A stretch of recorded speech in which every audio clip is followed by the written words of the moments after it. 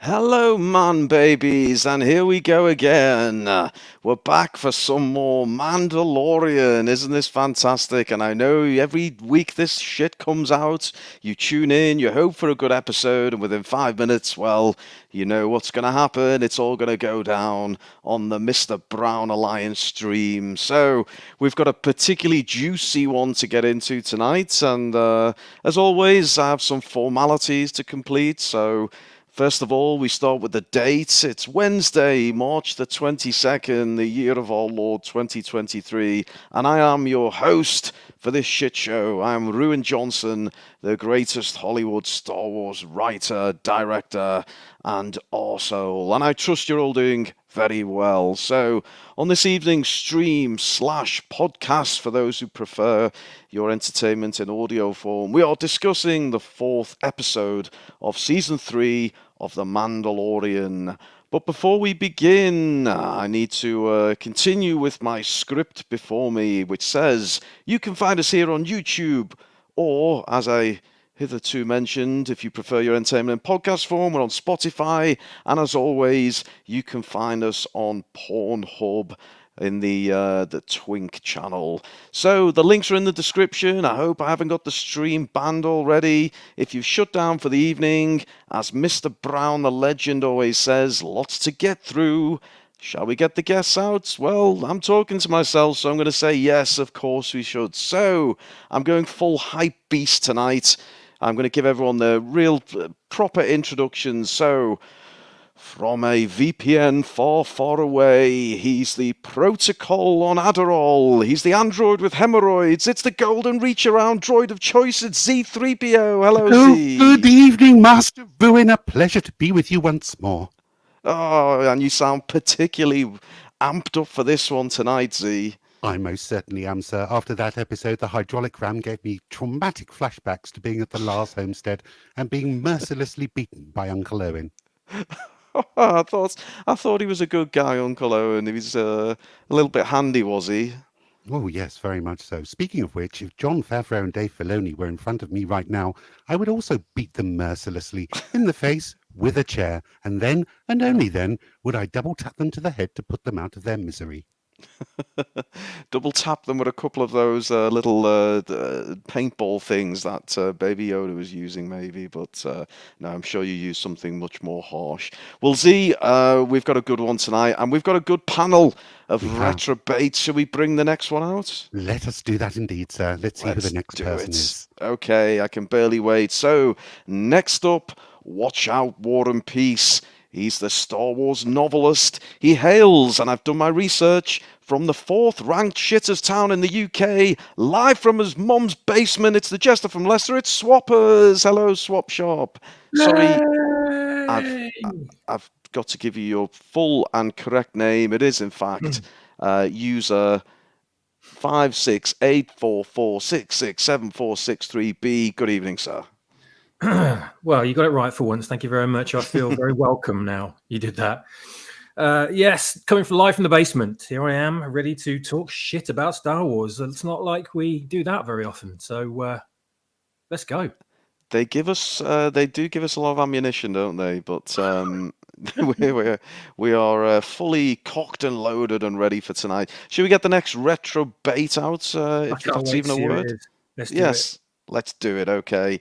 So, we see the good inside our next guest, and actually, you'll find him in the top 100 ASMR artists under the category Young, Posh, and British. So.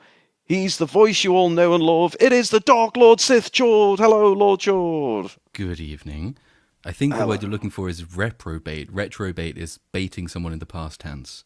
Well, that will do. Retrobate, masturbate, it's all the same, isn't it? So, Geordie, I know you're under the weather a little bit, but you're here, you're with us, you're ready to get stuck into this tonight. God, this episode has cheered me right up. It's fun. It's a fun one to laugh at. Not with, but most definitely at. I was thinking that what we need is to cue you up with a soundboard with Mando sound effects, and then every time you bring a guest on, we can make it go boo-doo, which will be fun. For next time, Brown, get on it. Brown, come on, you audio wizard. That's a good suggestion, Shorty. So, okay, well, look, we can only do this if we have a couple more Retrobates. I'm sticking with it. Should we get the next retrobate out? Why not? Let's do it. Okay. He is the wise elder of the channel. His dark web username is Mandalorian. He wears 3 socks in bed. He is the great Mega Geek, Ian David Diaz. Hello, Mega Geek. I think I've lost one of my socks. Ian, are you wearing a Mandalorian cloth? I am indeed. Oh, There you go, mate. the It's good to be puns. here. Good to be here.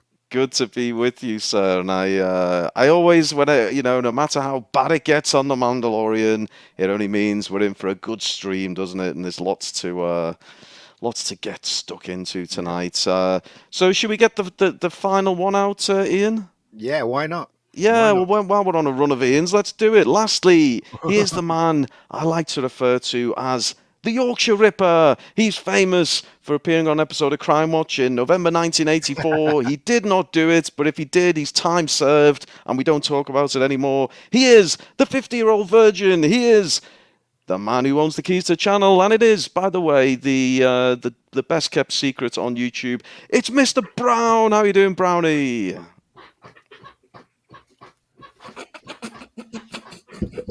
Hello there. He's just Why me? finishing off his Spanish Why lesson. me, everybody? Everyone. Why me? Brownie, Well, may I just doff my helmet to you for the production we're about to endure tonight? It's It was pain. the pain is real. But Hello, man, baby, you big ruined baby. of man. hello. Did you like my hype beast intros? Yes. The worse the Mando gets, the better my intros are. You're on fire tonight, friend. Well, I'm up for this. I'm up for it. I'm sure there's other things I need to do. Of course, I need to say hello to all the man babies in the Hello, chat. And I do need to introduce the episode. We're on season 3, episode 4, chapter fucking 20. How long are they going to keep this chapter thing up? Into the hundreds before we know it. This episode was called Jurassic Park 6. It was written by Bronte Soros. And that's obviously not one of my dad jokes. That's one of Brownie's. And it was directed by Carl Weathers, who Apollo Creed. Apollo Creed, indeed. Directed Yes. but not written by, which I think will have to be accounted for when we reach the Nuremberg trials for this show. He's present, but he's not responsible. He insisted on not being in the writing credits, indeed. And here we are once more, ready to rock. So, without further ado, should we start rolling these goddamn things? Shall I start pressing buttons? Oh, yeah, I'm going to do it. Here we go. I'm on it, Brown. I'm on it. Oh, Now, get not in. only has Brown come up with the smallest typeface known to man, he's put white on a pale beige background. You've gone Yeah, for just to make it even I harder. I Next love week you should do it white on white. Or at least make it some kind of colorblind test, Brown, make it useful. But it says something like, if you want to tip Brown for all his hard work, please do. If you like the channel, please subscribe. If you hear a swear word at all in tonight's stream, please unsubscribe. That's how we know to keep it clean. Fuck, you're not telling them that, are you? Bollocks to that. And every single cock helps the channel grow. And already we've got Hostman making it rain, Brown. Make it rain. Hostman. Oh my God, here we go. Hostman. It's Kotaku. It's a Japanese word. Socrates -47 $5. Thank you, sir.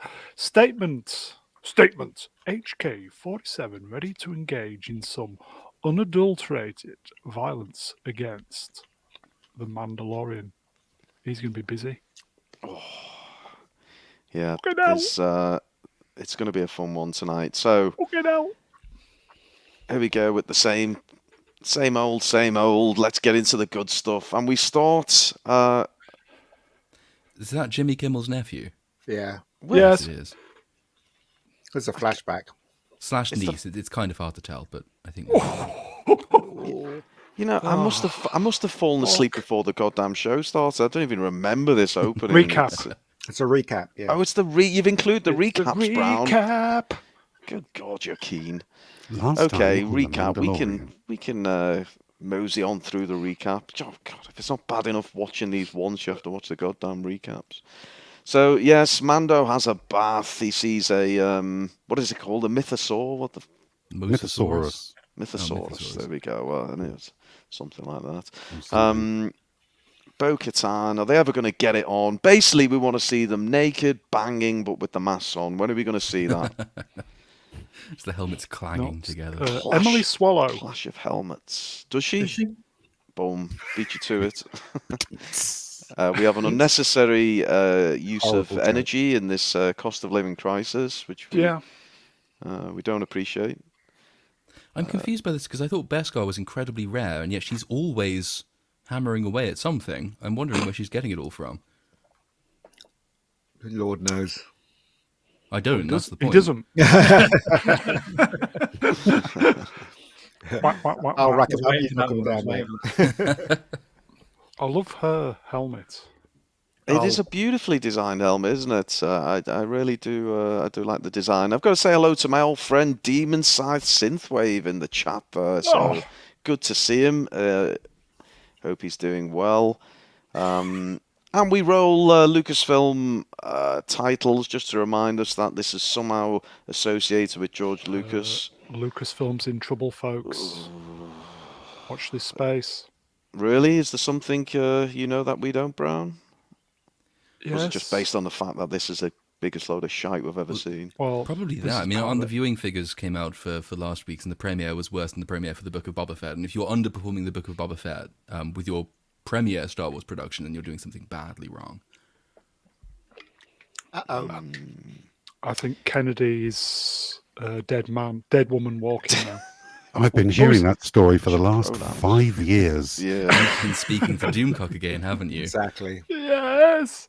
Take this with a pinch of salt. Everything I say is bollocks. Leave him alone. Salty bollocks, yeah.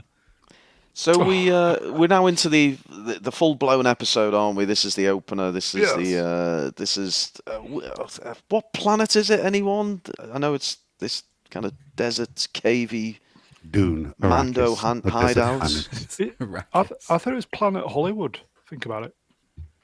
I'm struggling to think of that one. What? Where's the Hollywood sign? Planet Hollywood, the restaurant chain. Moving on. That's a restaurant. Okay. Brown, that joke, as Daniel Smith says in the chat, deader than Jimmy Savile's mother. Now then. Now then. Show what day. Oh dear. God, we're on the 15 minutes in and we've already got to Jimmy Savile. This is going to go really well. Jimmy Savile's dead mother jokes. Early doors. It's going to be one of those shows, folks. So we're on the Mando beach. Anyone find it strange that the Mandalorians, of all the places they chose to resettle, is a kind of a very desolate area, no technology for some very tech-driven people, and basically fucking plagued by water beasts and flying lizards. I mean, so we know the answer to the question earlier. The answer is Australia. Oh, well. Is this set 1 million years BC? Yeah. At There's least a the movie animals are joke from there. 1 million years. Let's move on quickly before anybody notices. I think like Melvin nails it here, doesn't he? The opening scene. Swapper's got a very nice reading voice. You give us Melvin's short, pithy summary of this scene. Melvin deeply in the chat. A load of fucking idiots shooting guns, missiles and flames all over the place like drunk cowboys. How are they not all fucking dead? Yeah, there's half a dozen of them shooting in the water, I'm assuming to prevent the Crocodilosaurus from reappearing. Just train somewhere else. It's not training. It's actually shouting, it's just a defensive mechanism, just preemptive shooting into water. But how hard is it just to stage a training sequence? Target practice. Okay, just put some targets up. But they're just shooting random shit into a lake. How do they not use, like, I know, fight choreographers. I mean, it was just fucking awful, this, wasn't it? I mean, it really made them look stupid. They're doing the most basic of kind of hand-to-hand combat maneuvers. It's just firing flames They're at fighting each other. fire with fire. Oh, Yeah. So It's well, like Cobra Kai, but only shitter. It's very stupid, isn't it? I mean, all of them just training. They haven't selected an area for themselves. I mean, one could fire a missile or a laser and it could hit somebody else, couldn't it? I mean, it doesn't make any sense. Yeah, you you might can have actually somebody's see eye out with that. in the top left corner, you can see the legs of a little guy who's jetpacking over the targeting range by the looks of things. So he's just asking for trouble. I know. Maybe the test is that he's dodging everything they're shooting at him. That's I doubt what he's it. doing. Yeah, so do I.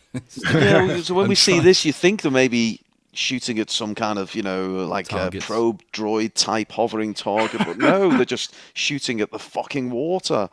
It's very strange. And where are they all coming from? They seem to increase in numbers week by week without actually having any ships. Well, where are they coming from? Maybe Mandalorians breed more quickly than other people. Maybe they do. Which is just as well, because they get wiped out just as quickly. I'd like Mega Geek's view on this one. There's a rather sensible contribution to the chat for once. What do you think? Smilex says, does anyone notice Disney misuse swipes and dissolves? They put them in the middle of action scenes and all kinds of dopey places. What do you say on that, Mega Geek? Or Well, I agree. resident I mean, director? What's really funny, I mean, just going off the subject a bit, is this bit here. They thought they were quite clever at making the stones, which we thought was stones, come to I life. quite like didn't that. it? I've always just a bit silly, really. I just, are they firing at the river? Are they firing over Grogu, or is he in another section of the water? God, It's a lake. That's a good spot. I hadn't noticed that, but yeah, you would think, because I think he is shown to be sitting by the same lake as they are, Yeah. and yet you noticeably can't see any of the rockets or explosions. So maybe they just kind of forgot. Because when we see the reverse shot, we see them behind him, don't Yeah. we? Training behind him. So it doesn't make any sense. Anyway, It's we're weird talking that about all the shooting and fighting doesn't trigger his post-traumatic stress disorder at this point, as opposed to a hydraulic Yeah. press later on. Yeah, it's the hammering that does it. Tim Hannabom says, not bad if you just want to watch a show and don't give a shit. So It's pretty fucking good then, isn't it? that's what it's come to, folks. Do you know when he walks, right? I don't know if you guys remember a show called Michael Bentine's Potty Time. Mhm. Yeah. When Grogu walks, he walks like them, doesn't he? Those puppets in that show. Do you remember It's a it? puppet. I don't Did know you if also anybody know that remembers he hasn't left any footprints? No, he hasn't. He hasn't at all. Maybe weird. this is a sixth sense. Maybe he's a ghost. He's not really.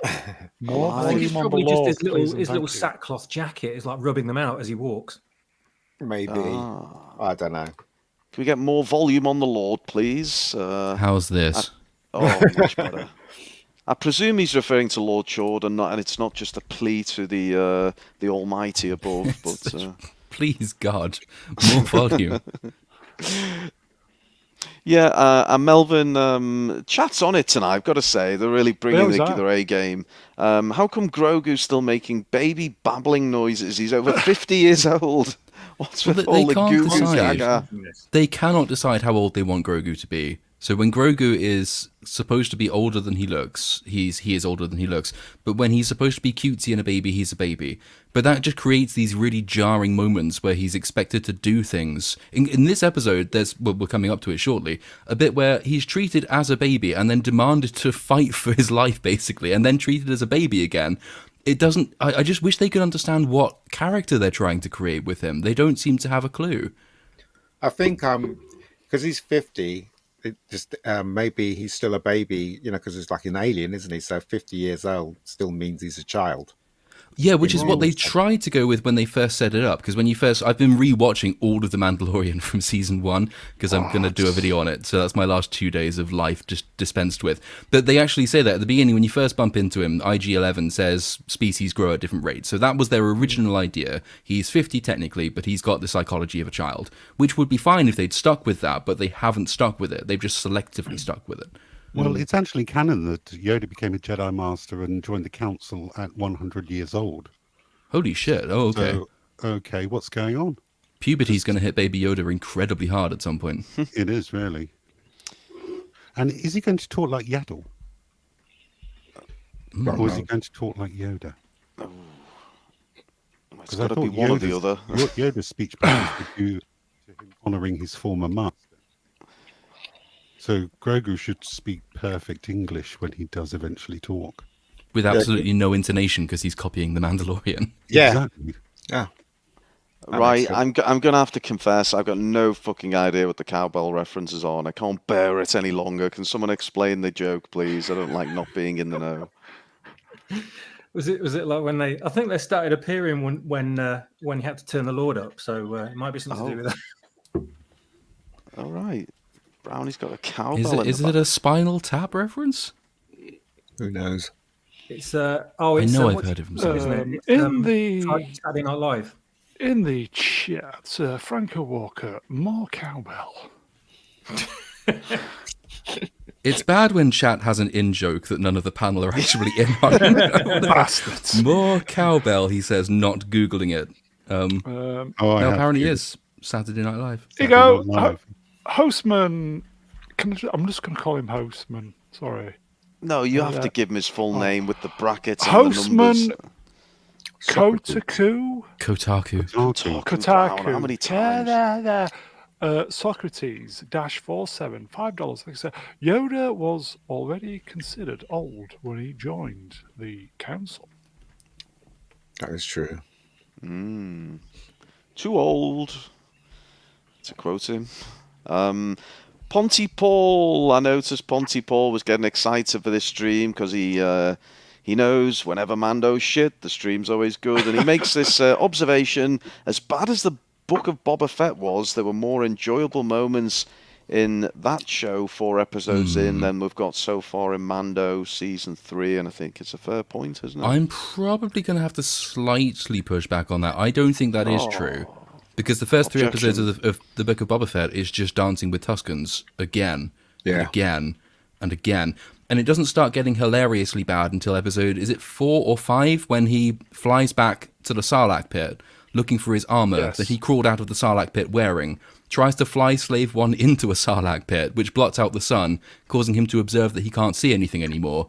And then, that show just gets... The writing in this is on its way down to Book of Boba Fett levels, definitely, but I think this has been more enjoyably bad so far than Book of Boba Fett was. Come on, let's not get bogged down in... there we go, folks. He has to keep mentioning it because he's got his T-shirts. The order for the T-shirts is now in, so he has to keep pushing that one. I liked these, by the way, these little crab things. They were cute. Yeah. So you thought he was moving it via the Force, but really it was the crab things that were moving themselves.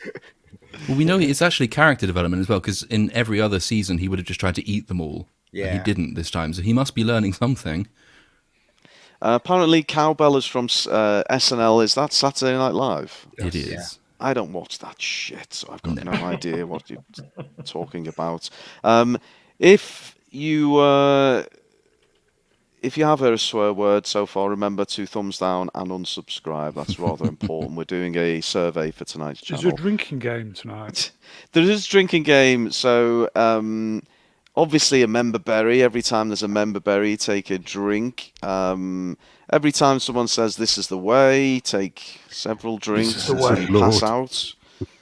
Every time a Mandalorian does something fucking stupid, slap yourself round the face with your cock. And I don't know, anything else? I don't know. Whenever you feel like you want to be watching something else, also take a drink. The best drinking game. Whenever you feel like you need a drink, Take a drink. drink. Every time there's a new slide, take a drink. Get ready, folks. We've only got 300. This is going to be a long one. Melanistic Yemen. Wow. I really wish they would come up with a plot before they film these Star Wars shows, so they wouldn't be so boring and repetitive. Yes, because of course we had another fetch quest, didn't we? Any thoughts on that, anyone?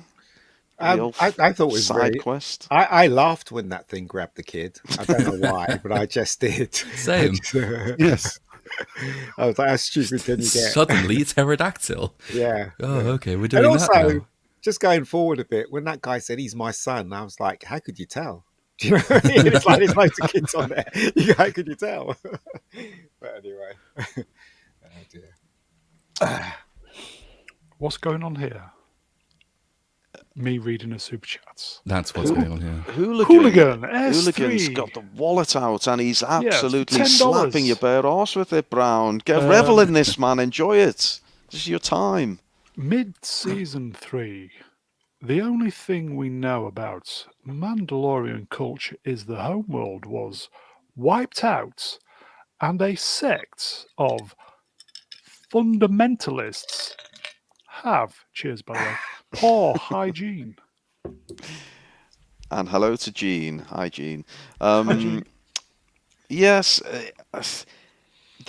I feel like they've painted themselves in a corner with this "keep the fucking helmet on" thing. It is just becoming ridiculous. I mean, there's a moment, a rather wasted moment, and we're going to get there. But where they sat around the campfire and they suddenly realise they've got to eat, and to do that, they've all got to walk off in different directions and find. I'm just thinking, just turn around, just all face in the opposite direction. You'll be fine. If I may,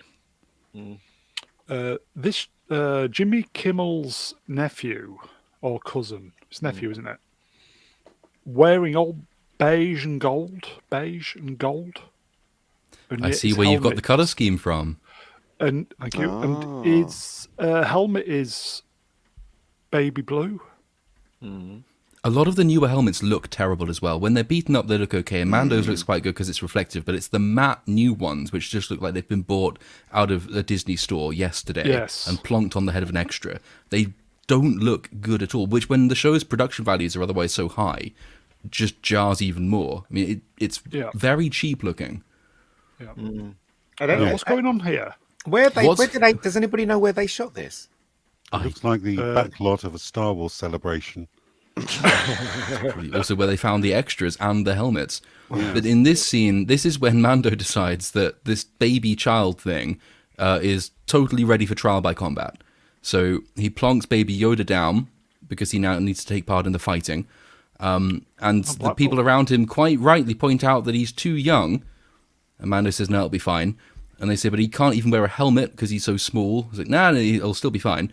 And then the child that he's fighting against is given the choice of weapons, which is Mando's decision. So it's not, I'm going to pick a weapon for my baby, which the baby might feasibly use. No, I'm going to leave it up to the presumably quite aggressive and competitive boy he's challenging. He will choose the weapons against whom my Baby Yoda thing will be fighting.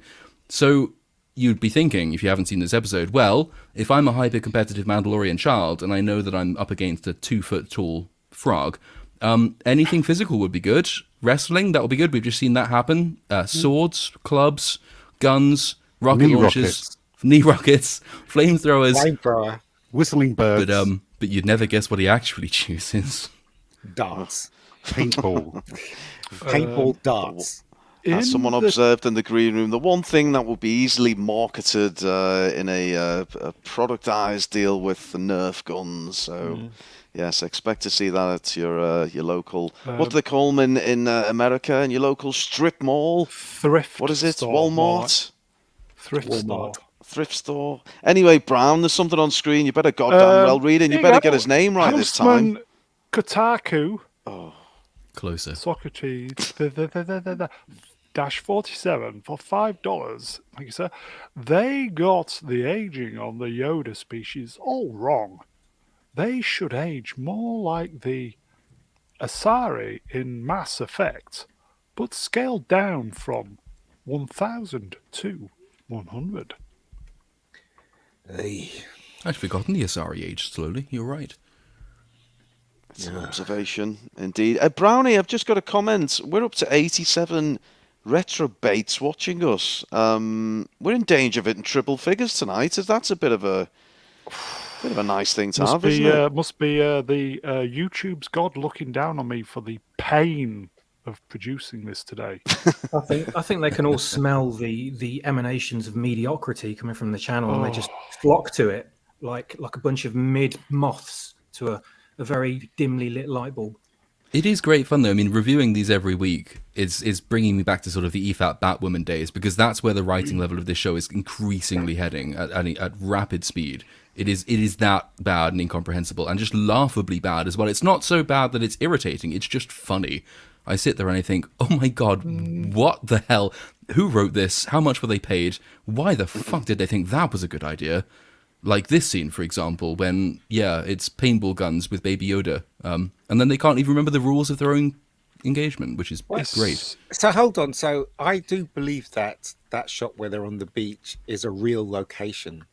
Therefore, It might be safe to assume that the people that were playing Mandalorian and the girl with the owl hat on, they're not the real actors. They're probably stand-ins. Because I can't see them flying out those actors just for that scene. Well, Pedro Pascal's not in the suit at all anymore, I don't think. Oh, yeah, he's just doing the voice. Literally phoning it in. Yes. Yeah. I think somebody said it was it could be Utah. Right. Because I've been to Utah. Everybody should go to Utah. It definitely looks like they're there, definitely. So it's just really weird, isn't it? How he fought to take his mask off so the audience can see his face, and now he doesn't even want to be in it, just putting his voice to it. It's just weird. Brownie, a couple of weeks ago you're having those problems with the old anal passage. It's a man of a certain age. How do you mean a couple of weeks ago? It's daily, mate. It's daily. You went the doctors to get some suppositories, and what's it called when you put the suppository? You insert it, but it's it's not an easy thing to do, and then it flies out. What's it called? It's on the tip of my tongue. Oh, the Flopmeister, thank you, butt darts. Moving swiftly on. You see that coming a mile away. Still more thought put into that than the plot of this fucking episode. Exactly. Here you go, folks. Judo cricket for $10. Thank you so much. Very generous tonight. Thanks, peeps. He should have chosen whiskey shots. Grogu looks like a lightweight. Now that would have been worth watching. Choose your weapon. Okay, Johnny Walker. Fine, here we go. Bells. Although, in fairness, I mean, he's going up against a 50-year-old. I mean, maybe Baby Yoda can hold his own. You never know. I think Grogu is about...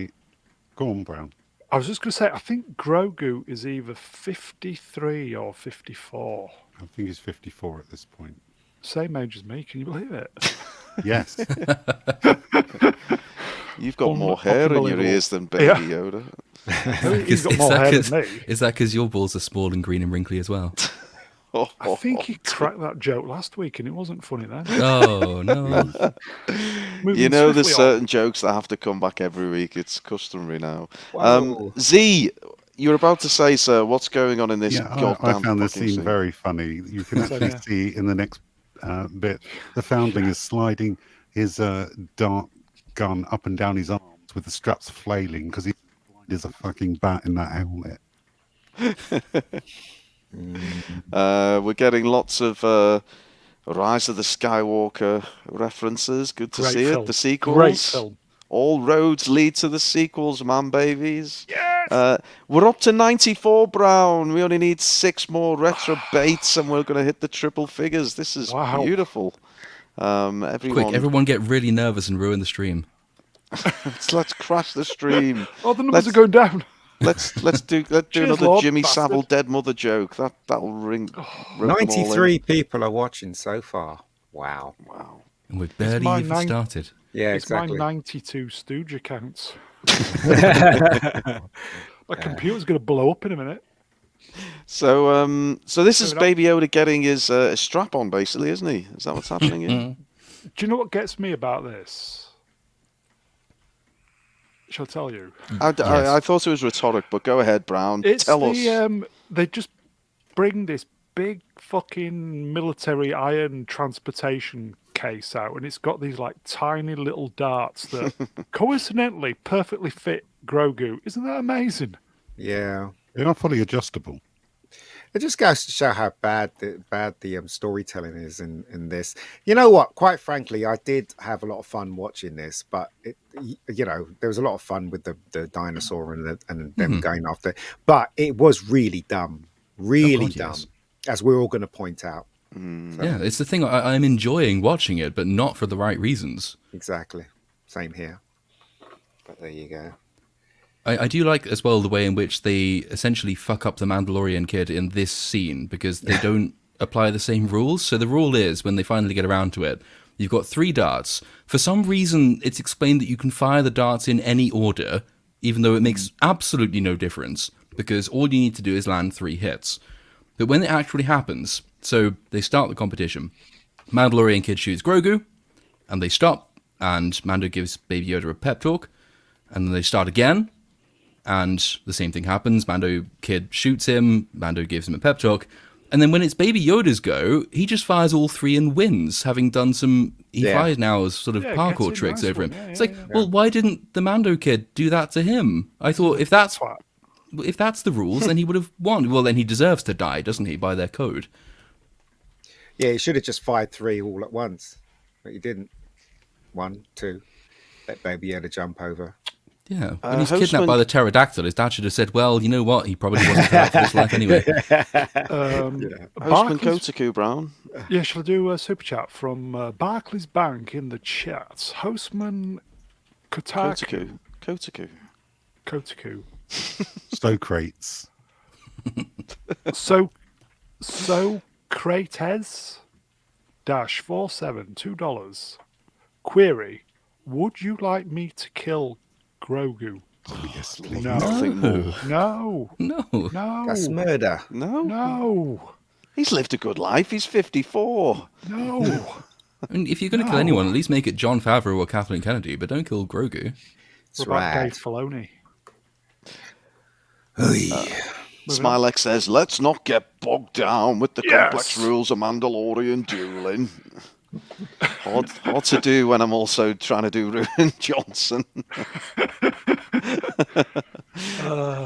Can we move on, please? Grogu gets his Grogu-sized dart gun device, doesn't he? And rather convenient. And then, what's the thoughts on how they actually fire this thing? I think someone, it's Melvin says it in the chat there. It's basically what you make a fist and it fires. I mean, yeah, that's what he said to Grogu, didn't he? Is it an autonomic response? He's got this. Oh, that's research. Could be. Each hit scores 1 point. I've got a GCSE in biology. Ooh. Bullshitting. So it's really inconvenient though. Like if you're dueling with these things and you go to shake their hands afterwards, and then you accidentally shoot them several times in the chest. We'd get covered in paint, wouldn't you? Yeah. Or you try and pick anything up with that hand. That hand is useless because if you close your fist, you shoot the darts. There's no wanky for me tonight then. We're at 98. Oh, it's down to 97. Oh, 97! We were I nearly know it would there. give a whole new meaning to the word seeing battle 100. wank, wouldn't it? I'm seeing 100 right here. We were touching grass. It was so close. I got Why then? demonetized because of the word wank. Do you know that? Squeeze your fist to, what is it? Squeeze your, I'm looking at the writing now. To relieve yourself. You're talking out loud, Mega Geek. I'm just reading what it says at the subtitles. Squeeze your fist to shoot, basically, That's it, which yeah. works in multiple contexts. You're watching a porno while we're trying to live stream. I'm What's watching the going on? Mandalorian. Oh. Well, you'll have a better plot in the porno. That's for goddamn sure. Here you go, look. Pontypool 82. Congrats, 100. And then it went straight down to 96. 93. 93 now. Oh, Well, the more time we you need spend more counting it, the snooker more counts. people will log out. So I reckon we move on. Moving on.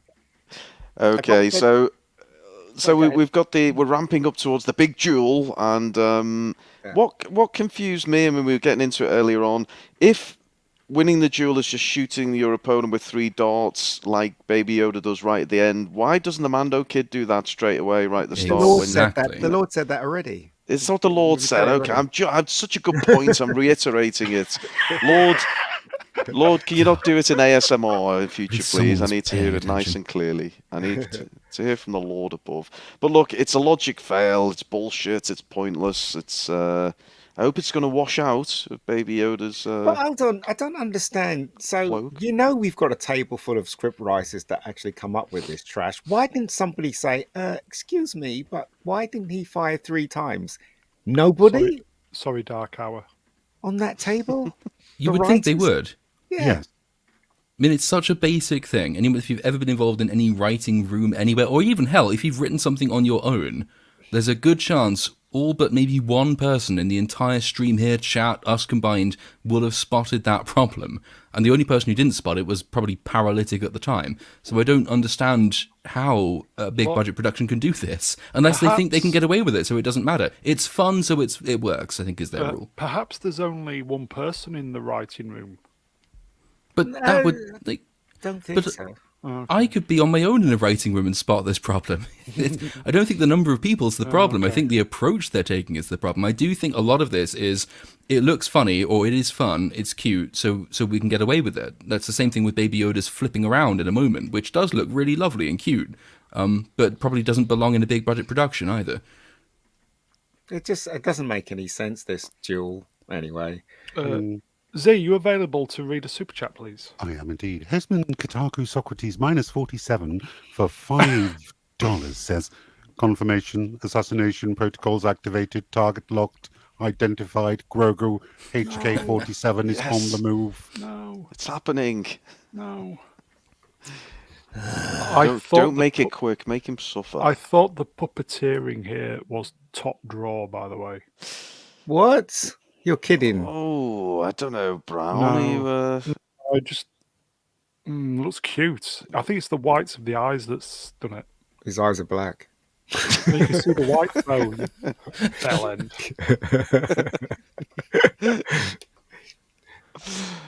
I mean, Browning. he's very sporting. He's just like shoots for the chest. I would have aimed for the head. Aim for both eyes and then you will never win. Yes. It's not got a pair of Actually, tits, hasn't he? Actually, he does when he says when the judge goes go, they can only fire 1, but doesn't explain how Grogu fired 3 when he flipped over him. The Force. Then what I'm saying is that he cheated. Grogu cheated because the little boy can only fire once every time it was called to fire. The dark side of the Force is a pathway to many abilities. Some consider it to be cheating. He cheated. Grogu cheated. Flopmeister knows what's up. One person in the writing room. It's got to be Ruin Johnson. That's how we roll. But no, nothing to do with me, this shit show tonight. So Grogu's getting his arse handed to him here, and it couldn't be more obvious than an M. Night Shyamalan twist. Yeah. We knew what was coming here, didn't we? And he's getting a pep talk, isn't he, from the Mando? Leans in and he whispers to him and he says, no, in this scene, the plot requires you to be competent. And so then he is. Kid, you can do it, kid. Remember that scene with Yoda from the end of Attack of the Clones? Do that one. You've seen that film, right? I don't know. It's really weird how you don't see his legs. It's just like he's floating in it or something like that. It's just weird. Weird. Oh, stop spoiling it. Yoda's weird. Smilex getting on the beer. We don't recommend going through this sober, folks, by the way. And apologies if you are battling alcoholism, but you do really need to come to you the need some place, kind of outlet to get through this. Battling alcoholism, I'm embracing it. Embracing it, yes. Here you go, folks. Channel favourite in the chat, Velma Dinklage, Bum Me Zee. There is a queue. Get in line. There is indeed, because Hannah Timmer says no, bum easy. One at a time, or all at once, I don't care. Form an orderly queue, folks. Brownie, you've got all these new viewers, and we're just talking about people who want to. That's what I'm saying. We've got these new people, and all we're doing is carry on jokes. What the hell's going on? Sorry, we're getting bogged down. Sorry, John. Let's not get bogged down in the bumming. Come on, it's funnier than the show, or more entertaining than the show. This is true, but Brown did say at the top, 2 hours and we're out, and we're 45 minutes in, and we've just got past the recap. Well, look, what a great shot this is, because this is Baby Yoda stepping on the landmine, isn't it? He's actually mid-flight. I mean, it looks like the Mandalorian's kicking him. That's what it looks like. That's an old South Park joke. Kick the baby. Yeah, kick the baby. Kick the 50-year-old. It was just ridiculous, this. But Brownie, you liked it. You said in the green you liked this. You can fucking defend it. Yeah, it was cute. Come on. I can see why. I can see why they do it. And, Yeah. people criticized the use of CGI for Yoda in the prequel trilogy. And I think this is partly a response to that. I think, to a degree, people do need to make their minds up. If you're using puppetry, it's going to look a bit shit. It's a puppet. I don't mind really that they use puppetry. I think it is quite a cutesy, old-timey touch. This isn't my major problem with the episode, is that Baby Yoda's comical puppeteering looks a bit janky. That's not really an issue, unless you wanted him to be CGI all the way through. But I think people wouldn't have liked that so much, because it doesn't look quite so distinctive. When he jumps over him, it looks like they were pulling a wire or something. It's so bad when he jumps over him. It really does. It looks like What are we looking at here? I don't know. That's him flipping over, I flying think. back. Yeah, That's what I'm saying. It's awful. Because he doesn't have any legs. It just looks 100 folks. stupid. Why does his cloak not? If you go upside down, you would expect it to kind of flop over his head and reveal his 50-year-old todger. But no, it just stays in place, doesn't it? I mean, is that the Force or? They might have stuck with the puppeteering though, because they had Werner Herzog in obviously for season 1, and Werner Herzog is intense and very, very firm in his views of CGI, and that he hates it and thinks practical should be used at all the time possible. And you always get the sense that if you disappoint Werner Herzog, he'll probably kill you. So maybe just from hiring him, they were sort of compelled to stick with it ever after. Well, no, I keep saying this. It's a combination between puppetry and CGI. CGI is for his face. And also the puppetry is done by a guy, I keep saying this, a guy dressed in a green costume from head to foot, and he's moving that puppet physically. I think Herzog, he did tell them off, I think, behind the scenes for using CGI for Baby Yoda's face. He went up to, it might have been Favreau at the time, and just said, "You are a coward." And yeah, if Werner Herzog is saying that to you very close up, very intensely, then he'll never use it again. I think you should have stuck with the original trilogy and used midgets. Yeah. It's very problematic now. Hostman Kotaku Socrates -47 $5. Statement. The deed is done. I have video evidence, and then he's posted a link, folks. So there'll be no season 4. Okay then. What video evidence of what? Him killing Baby Yoda, I think. So Hostman's fucked it up, everybody. No more. I just want to apologise. There was a phrase used there, and it's we do have to be careful of the language used. It's vertically challenged little fuckers is the correct way of referring to them. So yes, this is the moment, isn't it? Yoda, he lands, he aims, and pew pew, basically. What does he fire them one after another, not at the same time? No, he cheats because the guy in the middle who's the judge, I guess, he says go, and then you can only fire one. So the little boy's firing one at him, and then he goes go again, and then he fires another. So that's 2. Right, but then when he goes go again, Yoda, little baby Yoda, jumps, goes behind him, then flips over again and shoots 3 at him. It's supposed to be a payoff. There's a weird moral lesson that they're trying to teach in this scene, but the dialogue is so borked you can't figure out what it is. So before the thing starts, the kid points out that Baby Yoda is too small to wear a helmet, so he can't fight. Mando says he can't wear a helmet because he can't speak the creed yet. Yes. You can only speak if you know. The kid says, well, I know. And Mando says, maybe then the lesson is for you. Now, make of that what you will, because you can make anything of that. It means absolutely nothing. But the idea is, because this chap, the bulky one in the left, after the fight is over and he's seen that his son has been beaten by a cheetah, says, you only speak if you know. So there's a payoff to something that they're going for here. I just can't for the life of me work out what the hell it's supposed to be. Emily Swallow. What about her? You just want to cue that joke again, Brown, don't you? No one's fighting. Exactly. The chatter entertain themselves with Werner Herzog anecdotes, and Smilex says Werner Herzog once ate his own shoes. He did. That's the best real, one, his best commitment to practical effects ever was in It's the film with there's a real life event where people had to carry a boat across a mountain, and Werner Herzog wanted to recreate this but bigger, so he got extras, basically slave labor in Peru, to carry a small cruise ship across a mountain and film it. Lots of actors have tried to kill him because he pisses them off. He's almost died several times of disease on set. He's very committed to his craft. And he only took the role in The Mandalorian and other things as well, like Parks and Recreation, because he's trying to drum up money so he can film in Japan. He doesn't speak Japanese, but he wants to film a film in Japanese in Japan using Japanese people who are not actors for reasons. So that will be fun to watch. But no, he's great. I love Werner Herzog. I just want to know. Brownie, Fiona McPherson in the chat has come up with a description for your live stream, sir. Would you like to read it out? Fiona McPherson, this show is a beautiful necklace of set pieces with no string connecting them. Pearl necklace. Posh. But we'll, Swappers, did you say something? No, yeah, it doesn't matter. I was just wondering what Zog it is that Werner is supposed to be hurting. We've just lost 8 listeners almost instantly. I was testing the integrity of the user base. I see what you're doing. Now it's 96 and it hasn't wavered, so 92 and mine. Get worse than that.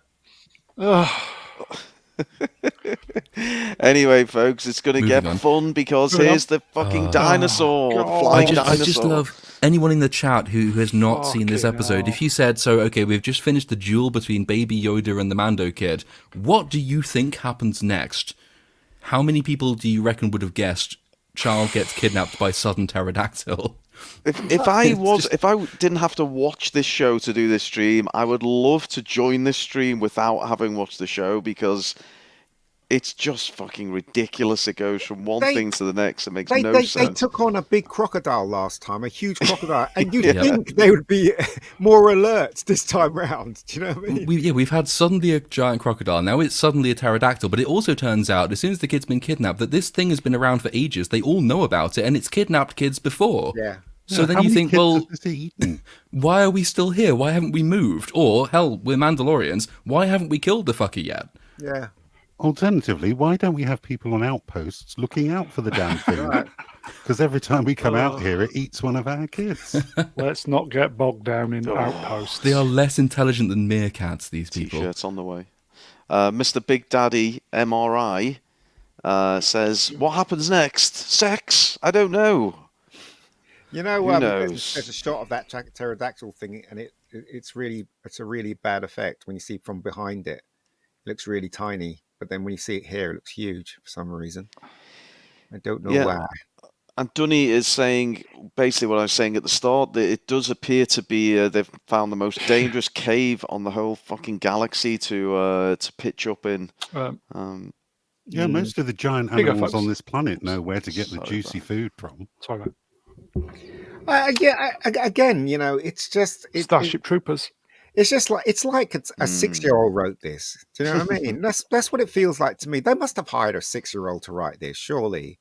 Ruin, you should comment on that. Seriously. Sorry, go ahead, Ian. Sorry, mate. Don't get bogged down in the plot holes, gentlemen. Sorry. Yeah, this reminded me of Starship Troopers. Was there a big pterodactyl in that? No, just the look and feel of it. Just Starship fucking cheapness of it. Yes. I wouldn't be surprised if they had stolen it, because in season 1, I think they stole from the first Riddick film when it's at nighttime and they get attacked by those giant poisonous winged things. This is Riddick, Riddick.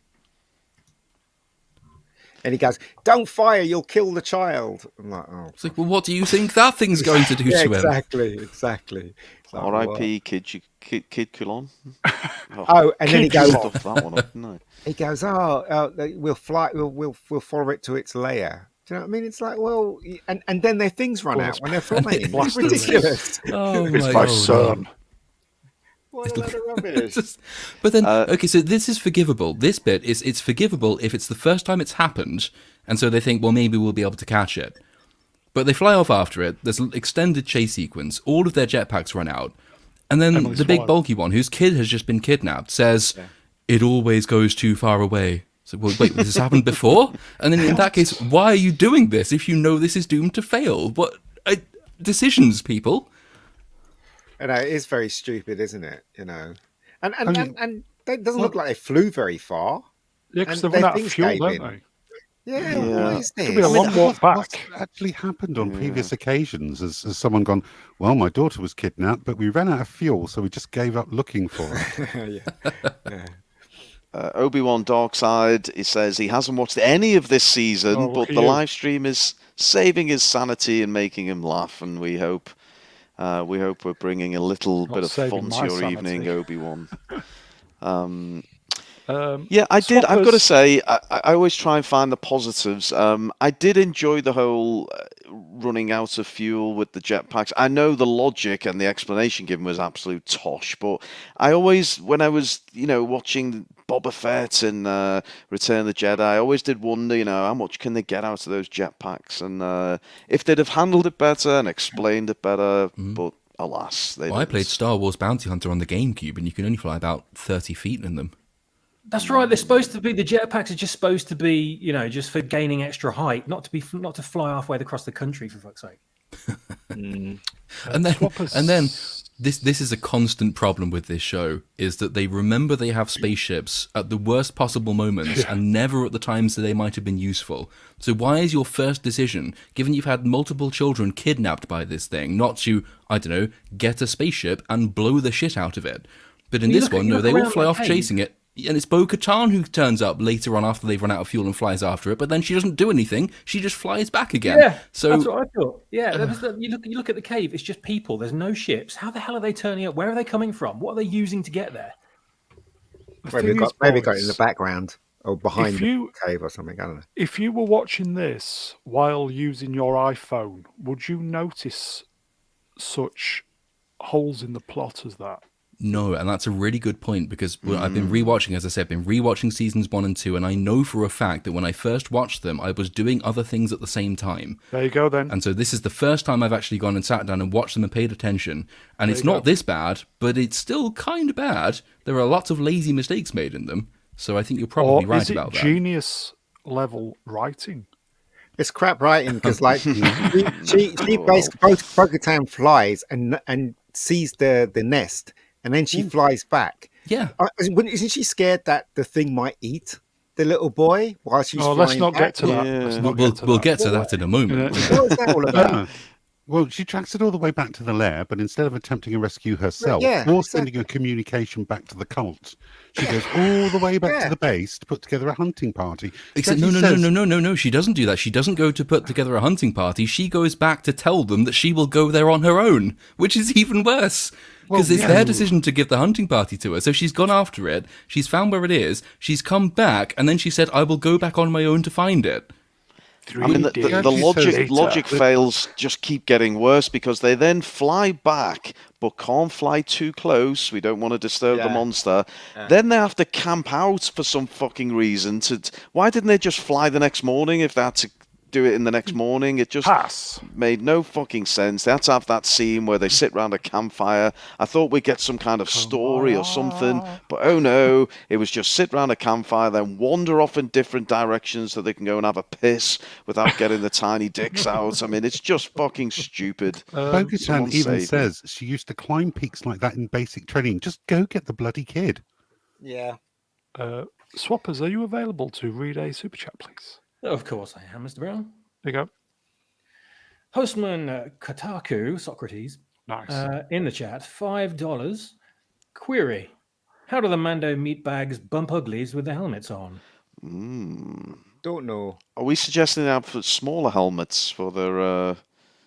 What I assume they're allowed to take those ones off. What if they do it in pitch blackness? I don't understand this plot. It doesn't make any sense. Why are they considering Baby Yoda to be a Mandalorian? what the hell's that all about? You know he's going to end up in full armor at some point. Let's It's not getting get ridiculous. bogged down in the plots. Come on. Anyway, imagine roll that? credits. Roll Yes. credits, Imagine that folks. little We've made Grogu it to turning the up to- credit scene. Bogged down in the plot? What plot? You're talking all over each other, by the way. Well, this is what you get for booking 15 guests, Brown. For fuck's sake, we're doing our best over here. No, we're at the 1 hour mark. We've got the title credits, chapter 20, the fondling, and you can't say it. fondling, and it's a Freudian slip. And we're on a rescue mission. It's almost as if it's another side quest, isn't it? But we're going to hunt down the dragon in its lair, and I don't know. Someone set this one up. Here you go. Fiona McPherson, $2. It's hard. It's not hard to bump with helmets. I've done it. We need to know more about that, Fiona.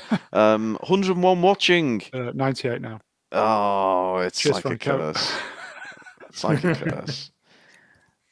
So this is what we're talking about, isn't it? The whole I know what it is. I'm gonna go save him. You can't go on your own, love. Yes. Stupid, absolutely stupid. This stupid plot. Emily Swallow. Well, just regarding Emily Swallow Brown, if I was to give you a scale, a numerical scale, just picture it, numbers going from 1 to 10, and all the numbers in between. And I did say to you, on such said scale, Brownie, what would you give Emily Swallow? I'll even allow you to take the helmet off. Out of 10? Yes, out of 10. You must choose a number. 10. You must choose one of the numbers out of 10. Emily Swallow, yes. No decimals. You keep it home. Emily Swallow, yes. That's correct. I'd give her 1. He would give her 1, folks. There we go. For everyone, I don't know what she looks like without the helmet on. So it's basically Schrodinger's swallow in my case. It could be anything. Hold on. So let me Schrodinger's joke there, let's see what she looks like, shall we? Google 9 people just logged off now. That joke. That's the cue. That's normally. Well, the cue they've obviously got no fucking sense of humor. Emily Swallow. Is that an instruction? While he's adding it to his bank, I think we should progress. Smilex says, I once wore a Greedo mask during sex. It made it memorable. That's what she looks like. So, Ian, out of 10, what mark would you give Emily Swallow? What mark out of 10? Genuinely. I'd give her a 7. Oh, you're boring. I'm not going to turn up in that stupid joke.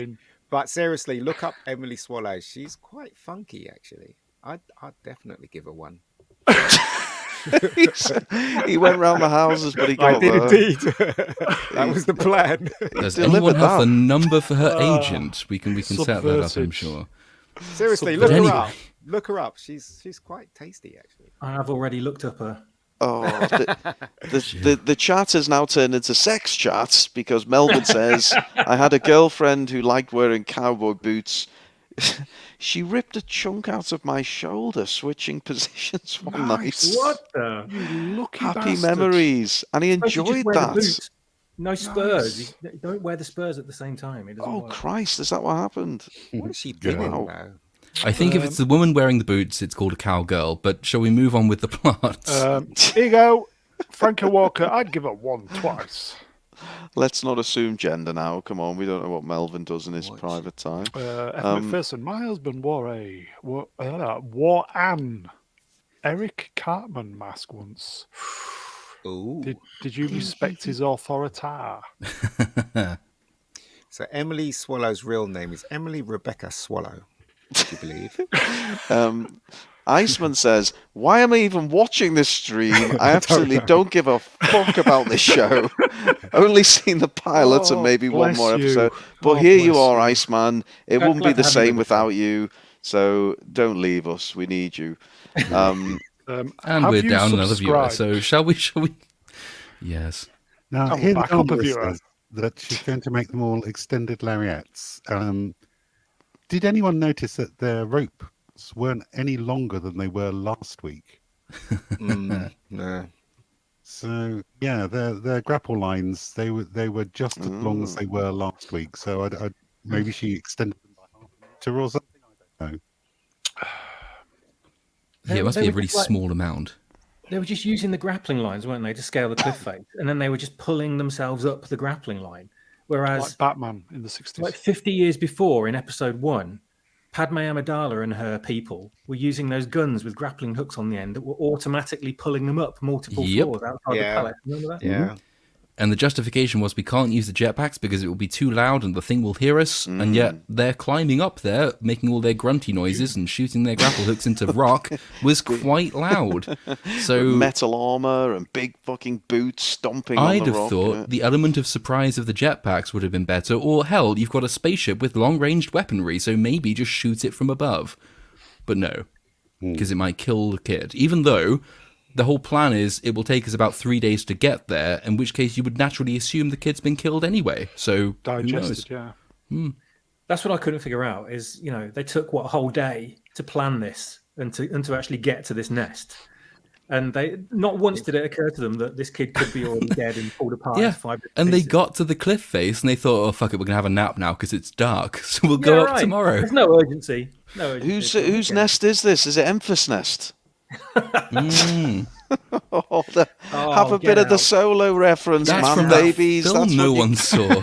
You don't get this on Friday Night Tights, you absolute retrobates. Okay, so we are on the rescue mission's on, folks. Get And excited. Grogu has been left with the armourer for Drag Queen Story Hour. Which turns into some Here we kind go. of harrowing, flashback Yes. scene. Memory. He Honestly- immediately gives him post-traumatic stress disorder as the hydraulic press reminds him of something that's absolutely nothing like a hydraulic press.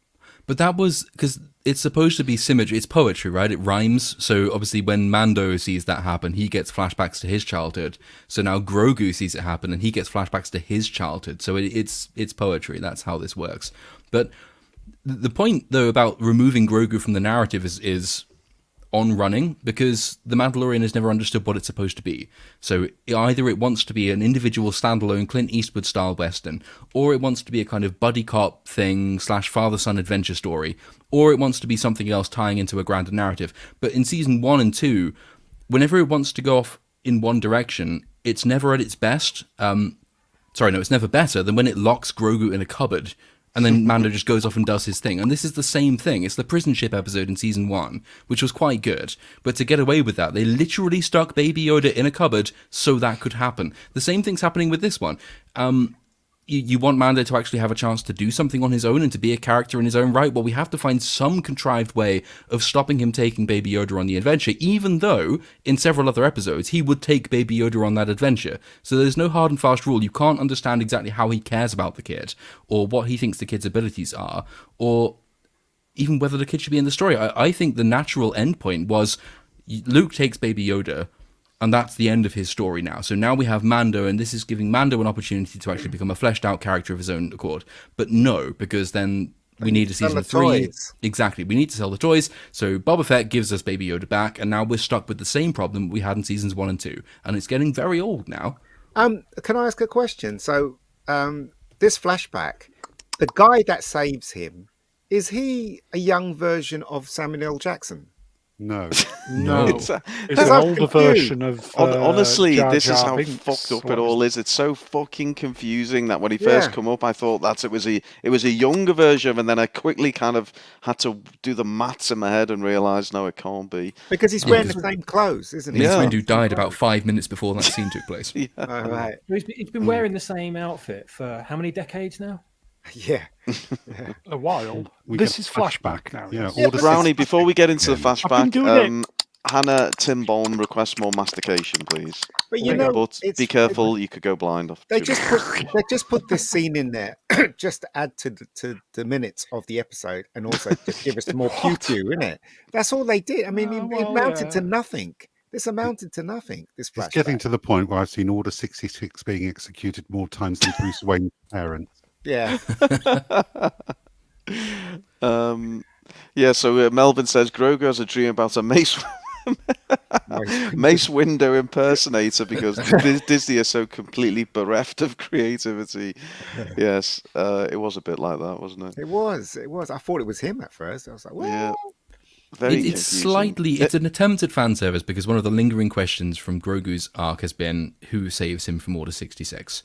Yes. And if you go on Reddit or any fan forum, there are all of these theories about who could have saved him. Was it Mace Windu? Did Mace Windu survive being lightninged out of a window? Was he there? Was it Ahsoka Tano? Was it even Reva? No, it's just Jar Jar. No, you but could not have Jar Jar. Ara Sophie, who's in the cells right at this moment, or Jocasta Nui, the librarian. Everybody was hoping it was going to be their return, or even an injured Mace Windu, but no. We get Ahmed Best. It was for Ahmed some Best, reason. yes. We've not named him so far, and I didn't realise at the time, but it is indeed Ahmed Best. Just scrolling back a bit there, because there's I still don't mind the Order 66 flashbacks, because you can do stuff with them, which is good. It never happens, but the potential's there. But this thing, the entire event doesn't work. So the clone troopers storm in through the door, they front up some Jedi, they kill some of them. The Jedi walk around a corner with Baby Yoda, and then just face the other direction, as though the clone troopers aren't still coming up behind them. They just forgot that they existed. Then they get shot as well. They manage to shove Baby Yoda into a lift. The clone troopers get a good 5 or 6 or 7 or 8, 9, 10 shots off into the lift before the door shut, but Yoda's fine. And then, it's Jar Jar at the bottom. So hooray for basic scene mechanics. I must say, though, that the effects in this scene was really good. Really it looks lovely, yeah. All of it looks fantastic. What's everyone think of the live-action clone troopers? I mean, that's a bit of a treat, isn't it? Yeah, we got to give them a shout out. The only mistake they made was that, when the Mace Windu rip-off was on the flying thing, his cape didn't flap up and down. It was just like a little flitter. Really, his cape should have been flapping like crazy, shouldn't it? It's like the scene in the last episode when they're going in the cloud car through Coruscant and there's no wind. It's the same thing. Yeah, it's weird.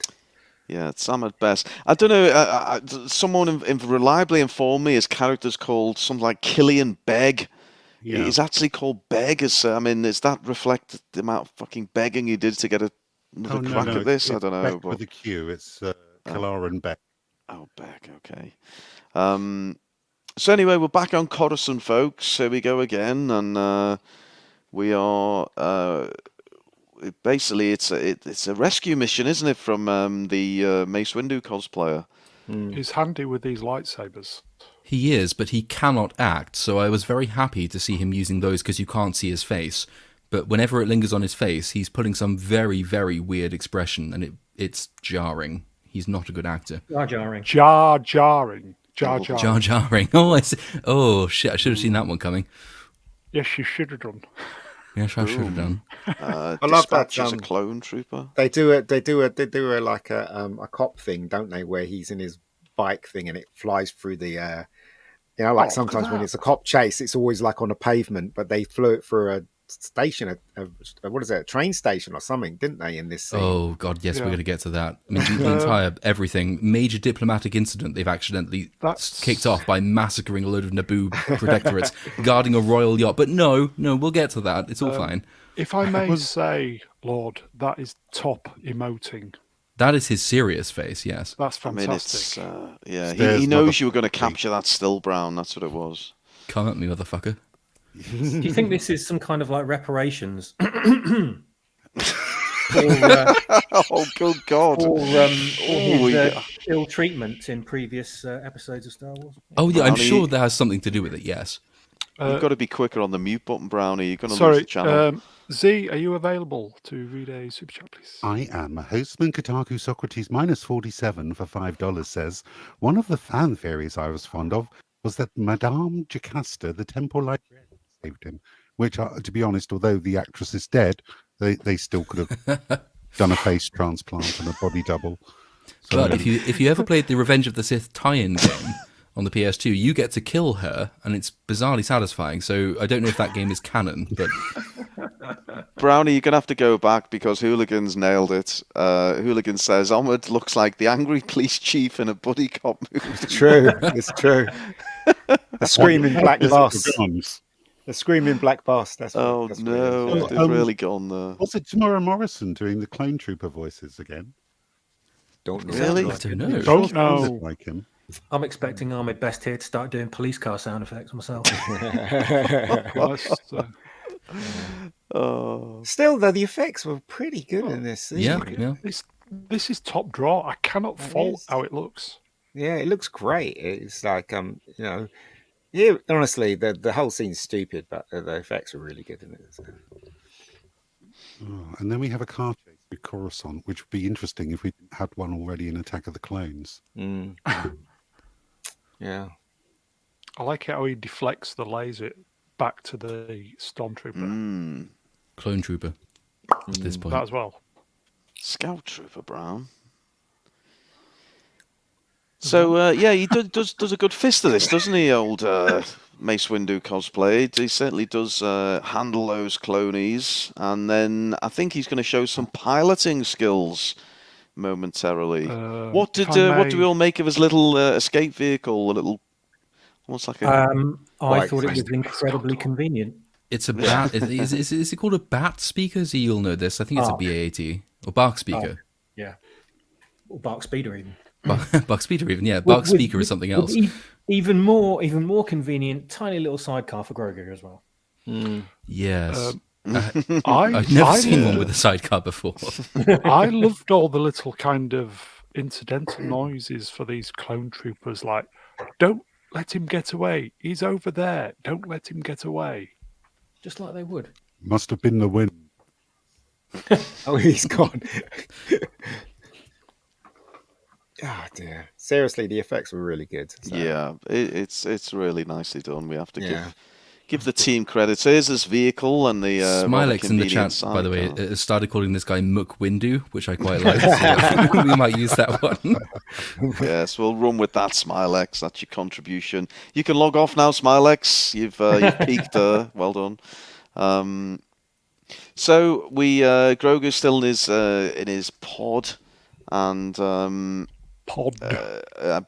Wish Mace Windu is going to try and save the little chap, isn't he? And we see a little bit of a pursuit going on. Reminded me of Attack of the Clones scene with Obi-Wan and Anakin. Yes, but there's another one as well, because the LAT ships they're using are also the ones that pursue Count Dooku when he's using his speeder to get away.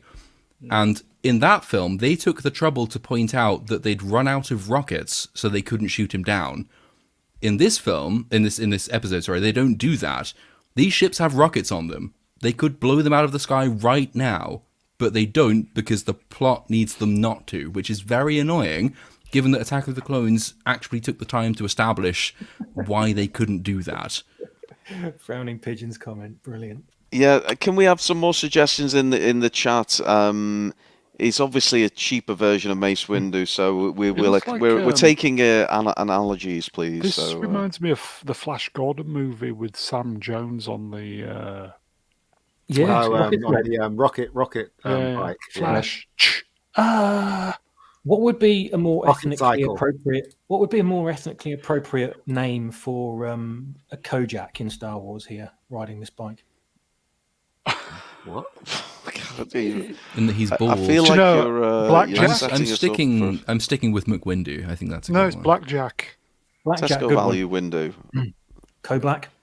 No, Blackjack. Moving on. Get on with it.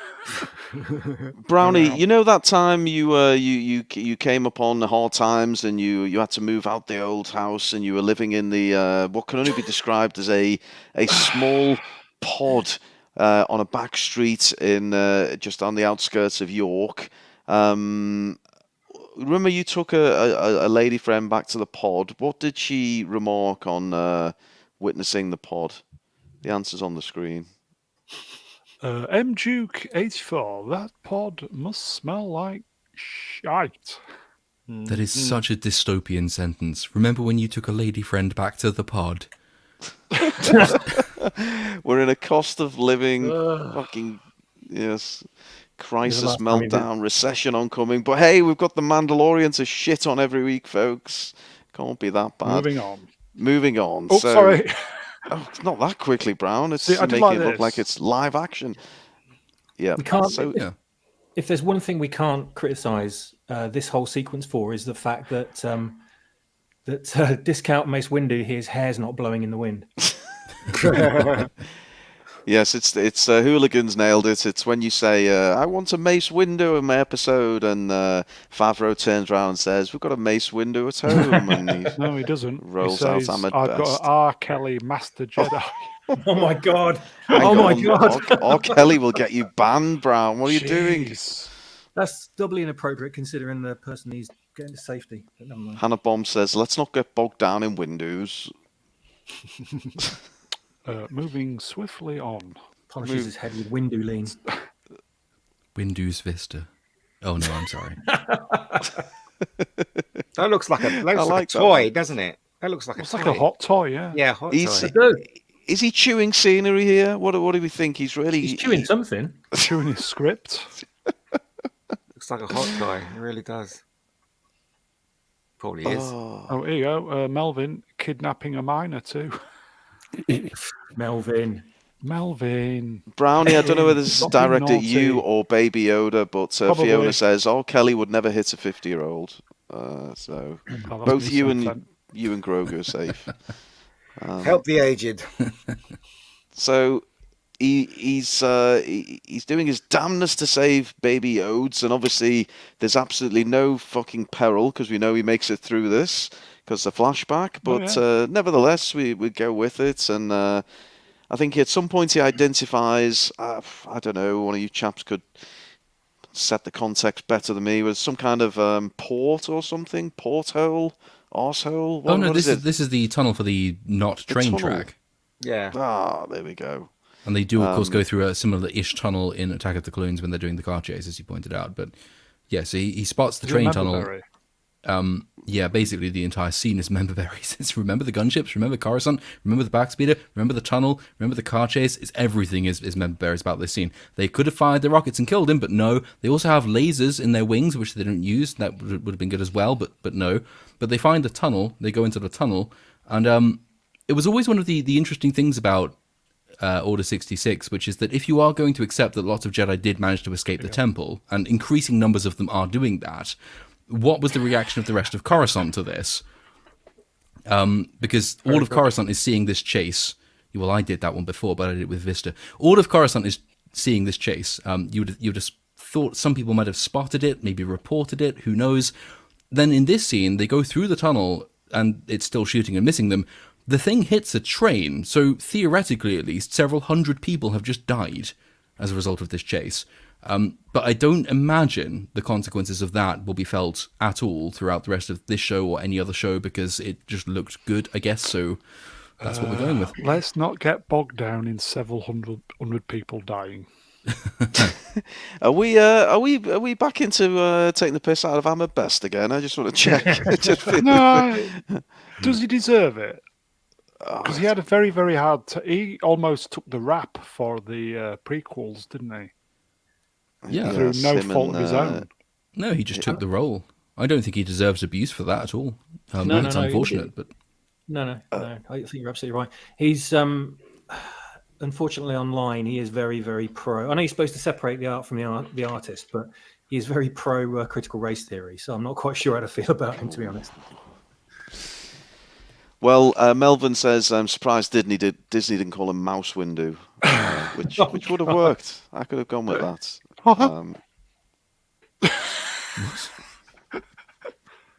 So he avoids near imminent death on the in the tunnel, and I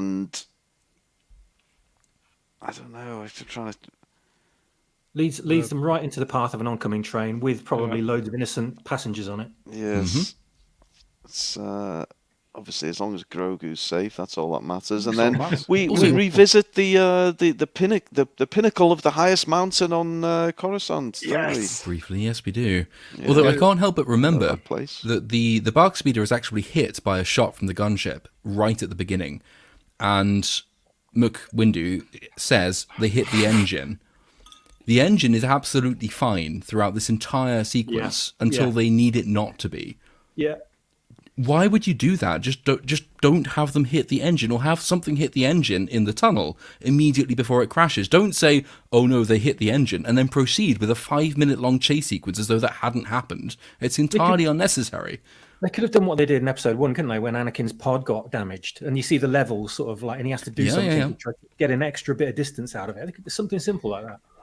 God, we still got more to go through. Oh my God! Don't worry, there's plenty to come, folks. Z, could you read out this latest one from MJ, please? MJ UK84 says Coruscant police didn't want to pull over a black Jedi.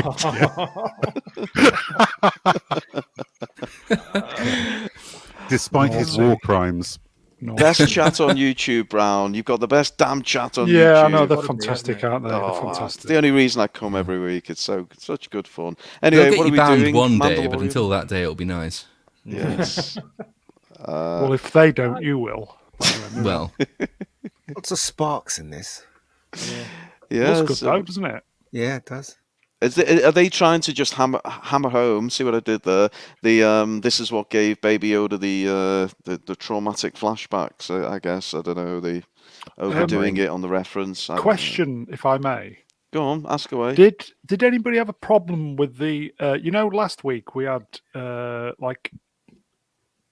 first part of the story split into two with the Yahtzee Doctor in between. yes. They're effectively doing the same with this, aren't they? No, it's not. Or are they? No. Last week's one was a good percentage of that episode was with the guy with the glasses. With this is just a flashback. Yeah, this majority of takes the about story. 5 minutes, and that took 40 minutes. So Last week's Time-wise, episode was longer, wasn't it? Oh, It was, yeah. significantly, yeah. Yeah, that was 50 or so minutes. This was 30 minutes, but the slides took me 12 hours longer for some reason. George is still refusing to watch any of this. The irony is, though, George, as in many others who are not watching The Mandalorian, won't watch a 30-minute episode of Mandalorian, but will sit through a 2-hour breakdown from some fucking gobshites talking through it in detail. am I the only one? Because I'm currently looking at a buffering screen, which could be a shot for the behind-the-scenes writer's room, but it could also just be that it's buffering. Buffering, apparently. I'm going to flick back a slide. Bruce buffering? What's... Picture. There's no picture up. Oh, hold on. Oh. It's going round and round and Brown, round. we've dropped from 98 watches to 12. It's Filoni's head. Can you see the slides? I can. I can't. No, we can't. Is it something I need to do, Brown? Hold on. Right, okay. So, bear with me, guys. Let's not get bogged down I in can the... see it again now. Let's not get bogged down in the technicality. Ruin, you may need to add the other slide. Well, it's a slide one. You may need to add it. That's all I can think, really. Add to stream. Boom. It's buffering again. Well, in the meantime, while you're figuring out... No. No. Oh. Nothing. George I does think the say... slide's over then. George says he does find these breakdowns entertaining and witty / humorous. Just like a carry-on movie. Yeah. Well, while you're figuring out the technical part, in this scene, there are a number of problems. So they crash on a platform with a... it's the royal shuttle that Amidala uses in episode 2. Can you see that yet? On occasion, nope, still can't see it. Ruin They that crash... solid. so there's a Naboo royal shuttle, and there are a lot of Naboo guards who are guarding the shuttle. They know the Jedi. They've apparently primed themselves for escape, which is already suspicious. The gunship turns up. Now, if you're a gunship pilot and you're thinking, oh, there's an escape ship, what do you do first? Do you blow up the ship to stop the escape? Or do you land the ship and then get out of the ship and then start shooting at the people who will go into the ship later? Well, they take that route, which is, of course, complete bullshit. The second problem, though, is that it's one thing to believe it's fine for the Jedi to be massacred in Order 66, because that's the point of Order 66. It's an alleged plot by the Jedi to overthrow the Republic. Fine. But if the Republic is now going to go around gunning down, as they do, security forces for a royal yacht from Naboo, that's going to store up some problems for the Empire going forward. You've basically sparked a major intergalactic diplomatic crisis because you have murdered the guards of a sovereign nation guarding a royal shuttle. That's not fun. I was picturing Palpatine. Palpatine gets back later from Mustafar. He's really happy. He's saved Vader. He's got his new empire. It's all great. He sits down in his office chair. He's smiling, and then someone comes in and says, "Yeah, so there's a bit of bad news. We might have just pissed off Naboo royally by killing the royal guard."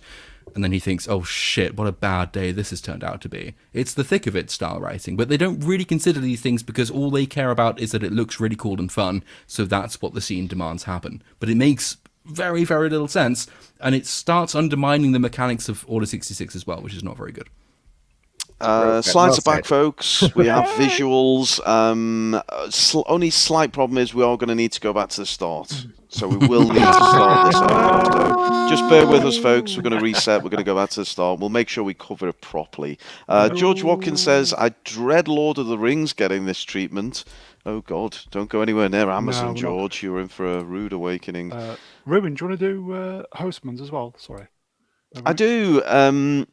Hostman Kutaku Socrates minus 47 $5 0 cents and 0 cents says mockery. My favorite part was when Mando said it's morbin time and morbed all over Grogu. Dear, oh dear. We're still in carry-on territory here, aren't we? We're never going to get out of it. No, doesn't look like it. We are still in Coruscant. We've still got... I filibuster our way through a technical difficulty, and then immediately chat comes back with paedophile jokes. Great one. Oh, you just kill it, don't you? Say that word. Jesus. Mace Sorry, Windu. folks. Channel's fucked. It's gone. Cheers, Gone, folks. It's been good. It was good while it lasted. Old cut price Windu here. Cut price wins. Could easily stop these clone troopers by using a bit of mace, couldn't he? Oh. That's why we bring them on every week, folks. He Was just the pulls silver those out the ship back. in the background a member berry? I remember Naboo Starfighters. Yeah.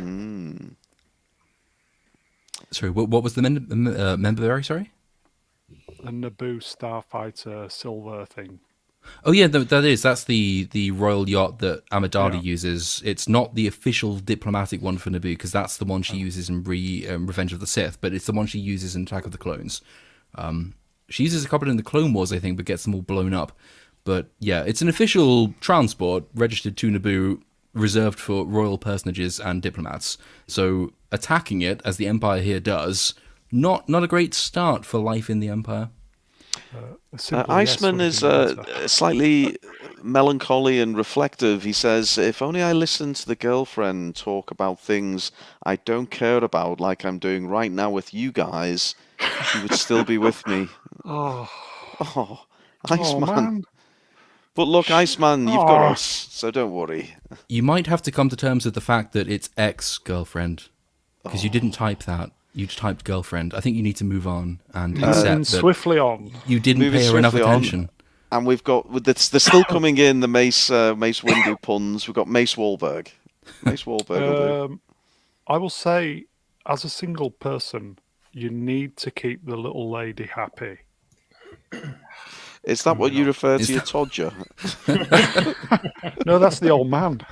Can we move on, please, gentlemen? Yes, Jeez. I'm trying, but the Lord's derailing it. Me? You asked the question. Yes, I answered the question. What? I loved how his voice went up a pitch or two there.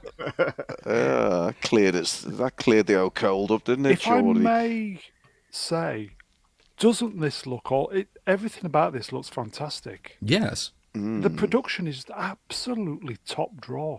Why would they just stand there and get shot, though? You'd think they'll take cover or something. Do you know what I mean? This is just so daft. Sorry. Anyway. That's what I was thinking. Yeah, they don't try and run or dodge or anything, do they? No, they don't. It's a bit stupid. Mace Damon. Chased Windu, 50-year-old Jedi virgin. That'll be Kathleen Kennedy will announce that show. Can we please get out of this flashback, please? Come on, guys. I'm going as quickly as I can. Okay, look at that ship. It's beautiful. Shiny. Coruscant in all its glory. Boom. And meanwhile, Yoda's shitting his nappy from the armorer.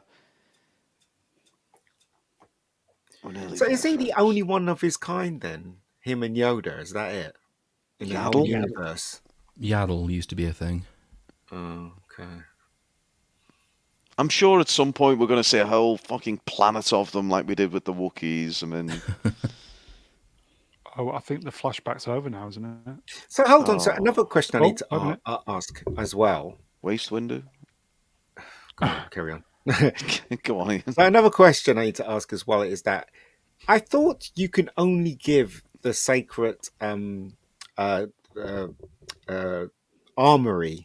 to Mandalorians. But he's not a Mandalorian. She's given him a breastplate thing. I thought it was sacred. Well, it is, but the idea, I think... Two. Sorry, Zee, after you. Did she not declare them a clan of two? I don't know what that means. Did she? Yes, in the first Rule season. or two. So does it seem weird that she's given him that little coin thing to protect his chest? I think in a nutshell, what Z was paying attention and the rest of us weren't. Is what right? Okay, is what it boils down to. The rest of us, as in the rest of the planet Earth. Yeah. The reasoning given in this episode is that the Mandalorians have foundlings or younglings. The younglings, if they're too young to speak the code, are not obliged to follow the code, but they are obliged to follow the code from the point at which they're old enough to understand what the code means. So they have children that they bring into it. That's the flashback we saw in episode 1 with Jimmy Kimmel's nephew. He's being brought into the religion at that point. I think that's how it's supposed to work. Certainly from this episode, I don't remember the Clan of Two thing at all. How are they going to give him a mask when he's got ears that big? What's he going to? How's it going to fit on his head? A couple of holes, right? No, you can't expose any of your head, Brown. Have you not been watching, paying attention? They'll give him the dead mouse mask, surely. And have a banging techno anthem. I think we're running out on that. I think we've exhausted Mace Windu puns because we've got Return of the Emily Mac Swallow. Windu. Emily Swallow. Does she? I don't know. Alaska. Wouldn't mind giving And as we say, Yoda gets a nice little breastplate, although it's more like an eating plate, really, isn't it? It's particularly round. And Or a wok. It's like it's like a wok. A wok. like Ryan Johnson's head. It's perfectly round. Here you go. Look, Z's posted a link. My computer's slow. A clan of two for your reference, folks, after the stream. Melvin noticed something, even in the short passage, although it felt quite long with all those stills, but something about Mace Windu's character, he didn't seem to give a fuck, so he could be based Windu. They're working hard for it. They are working hard for it. Here you go. Smilex, I googled Emily Swallow again. Yeah, she's a good-looking woman. Definitely a good-looking woman. Fair point, Fiona. Smilex, did you make sure you had safe search on? Yes, safe search was on. Yes, we're all good. Good. Yes. But she gives him this thing and says he'll grow into it. He doesn't grow much bigger at all. He still hasn't grown into that jacket, has he? No, he's got the mithril vest still. But I don't know what that's meant to be. Is that supposed to be a medal if he's full-sized? Or is it supposed to be a chest plate when he's full-sized? No, he's got the chain thing on, hasn't he? And this just hooks onto it. Protection or something like that. I don't know. Olaf says, why haven't they given Groglet some actual clothes? He can barely walk in that sack. Yes. And George has a question, Brown. He's wondering, is Emily Swallow... She isn't. She's an actress. Yeah. Can you bring up Smilex's comment? Yes, of course. Go on, listen, Z. I might as well just give all 10p I earn from this stream. I might as well just pay YouTube. You set of bastards. Oh no, we can't even read it. It's so bad. Sure, what? Can you fix it for me to be a Mandalorian? Oh no. Oh I can't even see what he's wearing there. What's he wearing there? That's the chain? Oh no, It's the mithril vest that he was given in the Book of Boba Fett, which would make no sense to anyone who hasn't seen the Book of Boba Fett, like the rest of this series. They missed an opportunity here. They missed an opportunity here to. Oh, go on, read it out. You set of bastards, all of you. Ooh, risky. They missed an opportunity here to not have a chain fitted to this thing and just have it hung around his neck. Yeah. And give him a Tom Selleck moustache as well. Like gangster style. Like a medallion man from the 80s, I think it would have been purple. I'm assuming he's going to grow as big as Yoda, right? He's going to have a growth spurt at some point. Yeah, he might even get, I don't know, 2 feet tall. I can see what they're going to do, right? So basically, you're going to see him hopefully end of this episode, or not end of this episode, end of this series, and him wearing the suit, so they can sell that as a separate toy as well. That's probably what they're going to do. You're so cynical, Mega Geek. I reckon that's what they're going to do. Z, you available, mate? There you go. Hostman Kotaku Socrates -47 for $5 says, in the old EU, there was a female Yoda named Yaddle. She served on the council with Yoda and Obi-Wan and died, saving a planet from a bioweapon. But if you go back to Tales of the Jedi, she was actually killed facing off against Count Dooku. Count Dooku. Top trivia. I've asked for Jimmy Savile puns in the chat, Brown, and we've had one. Mr. What Brown have says, you done? Jimmy Sarlackville. We'll see what else we get, Brown. I'm sure they'll keep it. I will let everybody know after the stream how much I had to pay YouTube for this stream. Reparations. After you set of bastards. Moving on. Look at that new Funko Pop. I know. Oh, yes. That's why they're doing it. It's Armor Grogu, yeah. Yeah, that's why they're doing it, to sell more toys. It's got to be. Pre-orders are being taken, folks. Let's not get bogged down. That was the position of the entirety of British society throughout the 1970s. So I think we should probably follow that advice. We're back now to the main story. Okay. Let's just blast through these. I want to buy that ship when it comes out. You can actually buy it. Yeah, you can buy it. It's available. Ship porn, everybody. Ship porn. And as much as you praise the CGI effects in this episode, when they depart that ship, it really does look like they're walking straight onto a stagecraft set. That's because they are. The CGI on that was so bad, it was like they weren't trying. They'd used up the entire budget on Coruscant. You're probably right. The pun's still coming in. Oh, it's gone. It's back again. Jammy Dodgerville. Oh, Johnny. Brown, do you want to read this one out? Just for your monetization, no, you don't want to read this one out. No. Has any of you seen the Avel? No. Oh, you know, my word.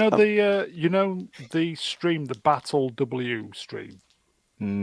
It got restricted purely because of the W word on the thumbnail. I did tell you, and so did YouTube. You're not allowed to do that. Yeah, but the thing is, I've got another one that's fine. They'll get to that eventually. Oh, well. Not that I earn much anyway, but there you go. Moving on. Every penny counts, mate. So we're walking through the desert. Well, that makes a change for Star Wars. Now this is the soundstage with the looks absolutely terrible.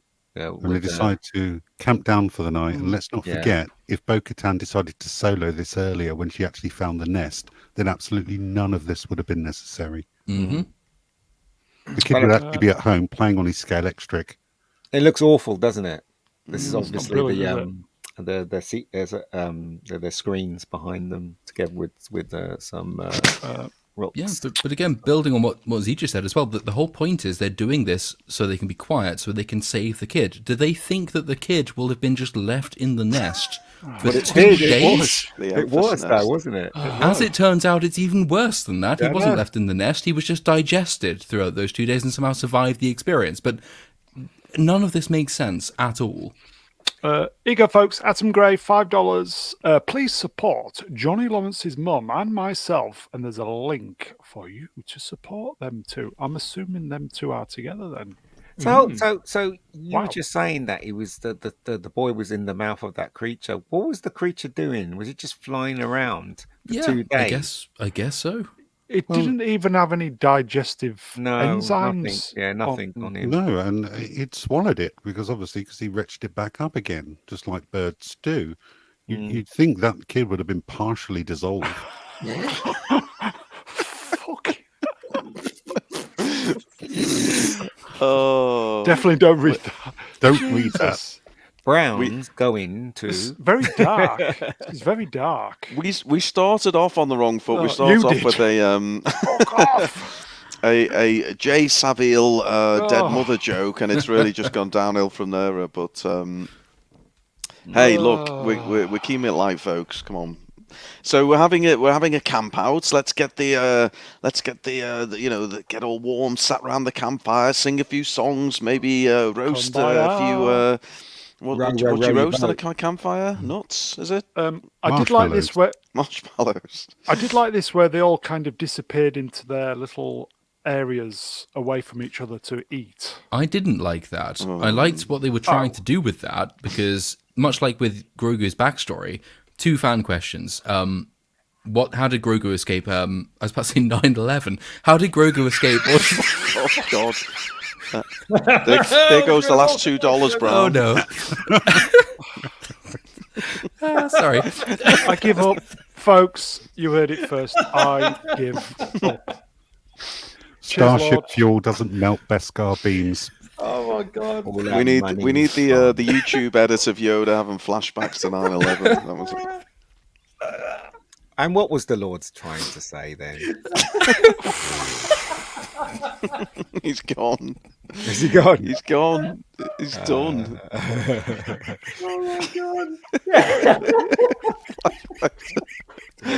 Oh. Oh fuck!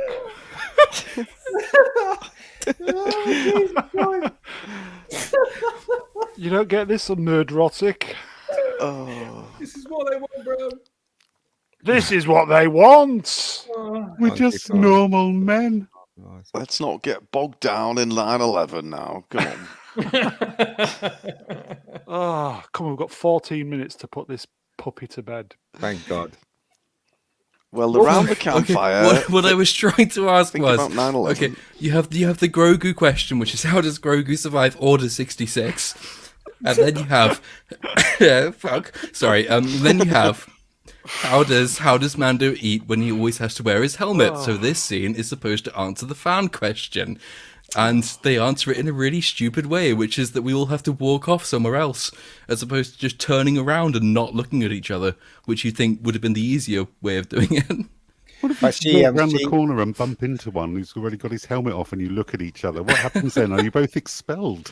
And she was allowed to stay in there to fire, wasn't she? Because it was her plan or something like that. Yeah. I can't remember what the guy said to her. But Quickly, do you want to put that one back up? Here you go. Mr. Brown Lads, that's me. Lord killed the channel, folks. He's caps we're lock still Brown. here.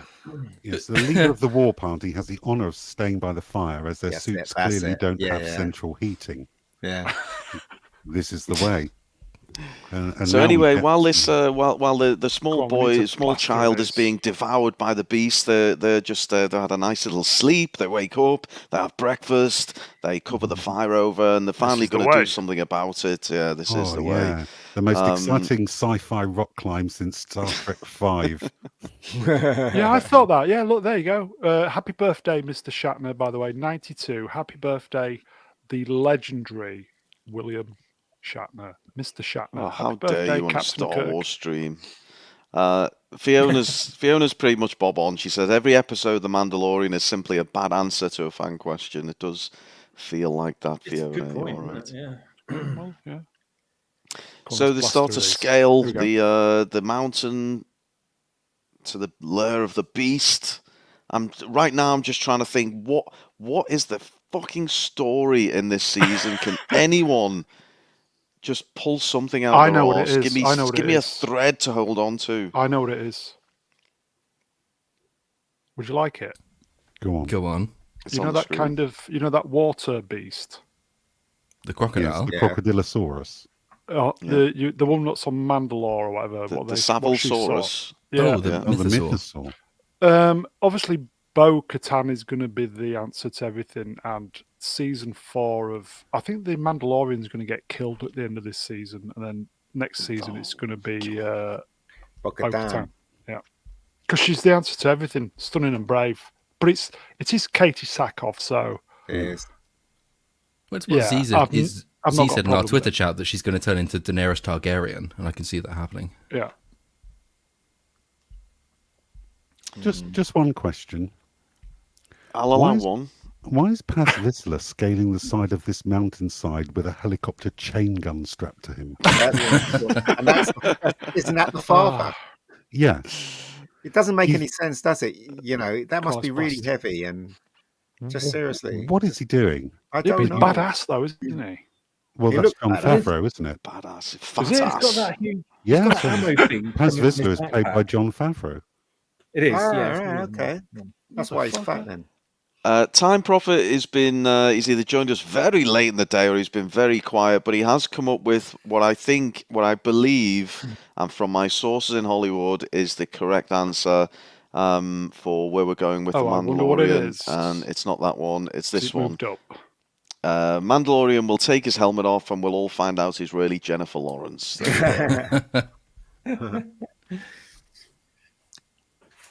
So they're still climbing, folks.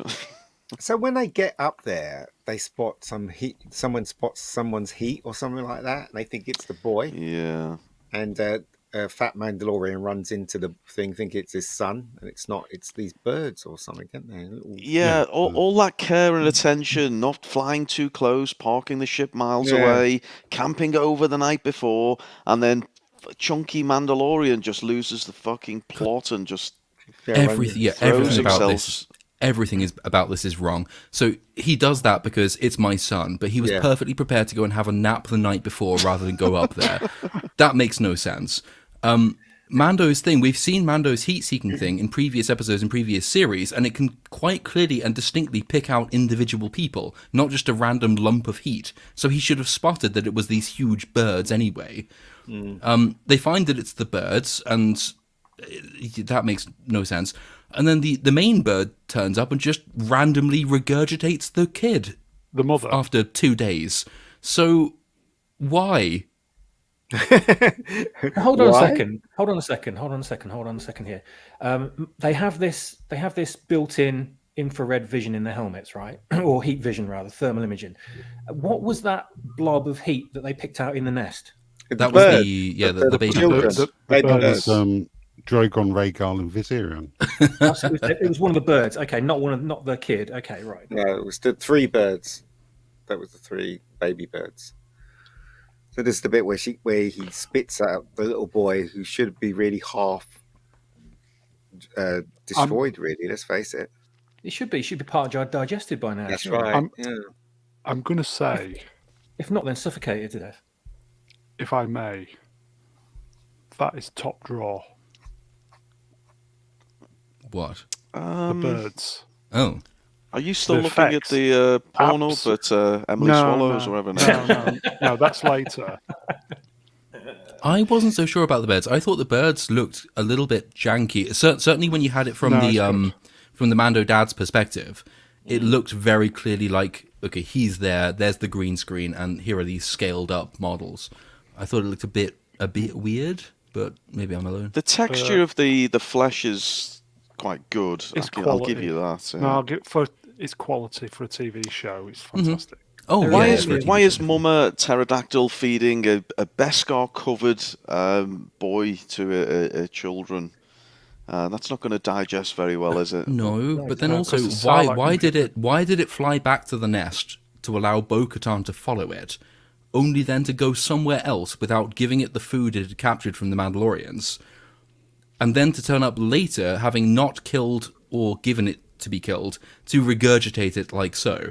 There we go. It's just smacks of the writers saying, well, we want this scene to happen.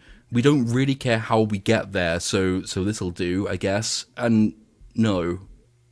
Oh, spits it out dry as a bone. Ooh, yeah. I'll quickly say, F. McPherson, $2. Thank you, Fiona. Season 4, The Mandalorian. Yes, it's on its way. You know it. You heard it So first. when the what you Hold call it, the Mandalorian dad got attacked by the three birds, he's got like a big shotgun behind him. He took out a knife to defend himself Yep. against it. They It's didn't. ridiculous. They were just kind of wanting food. They weren't attacking him. If those big three were coming towards me, I'd get my gun out and shoot them. Do you know what I mean? It's just like, are you going to take a chance on that? That Well, they I mean, didn't it's want to eat you? Baby birds. I don't think they're gonna. Yeah, they're not going to discriminate against life forms. I mean, Mandalorian was vaporizing Jawas in season 1, wasn't he? They're pretty innocent, really. Yeah, I think it would have just Anyway, whatever. It's a stupid script anyway. What And then gets they me go- is that they've got different vision modes in their helmets when it suits the plot. So Yeah. previously they're walking around in the darkness with flashlights on the sides of their helmets, but they've got vision modes to see in the dark. I'll give up on this show. Oh, come on. Let's not Brown, get is bogged it- down in plot holes, for fuck's sake. Is it true, Brown, that you often masticate for hours? I couldn't possibly comment. Okay, on fear we'll have to of get back to you, incrimination. Smilex. Sorry about that. So this is the boss level of this computer game, isn't it? I don't know what the hell's going on No, anymore. is this what's that program what everybody likes? The House of the Dragon? Yes. Yes, Really? basically it is that, yes. Yeah. But even this defeats the object of earlier points in this episode, because the whole reason they couldn't shoot the thing was because if they shot it, it might drop and die and kill the kid. But in this scene, they are quite happy trying to take it down and kill it at the risk of killing the kid to save the kid. So why didn't they shoot it to begin with to save the kid? Whereas here, they take it down in the same manner and, yeah. Because it's stupid script writing, that's why. Yes. And if you're on your iPhone, you won't notice it. True. No, that's a very, very good point. It's a show made for people who are not paying attention. Still, though, the effects in this scene was Quality. pretty good. True. Hannah Timbom wants to know, when's the mastication stream, Brown? When is it? When? When are you opening your OnlyFans, Brown? Who says I've not got one? Yeah.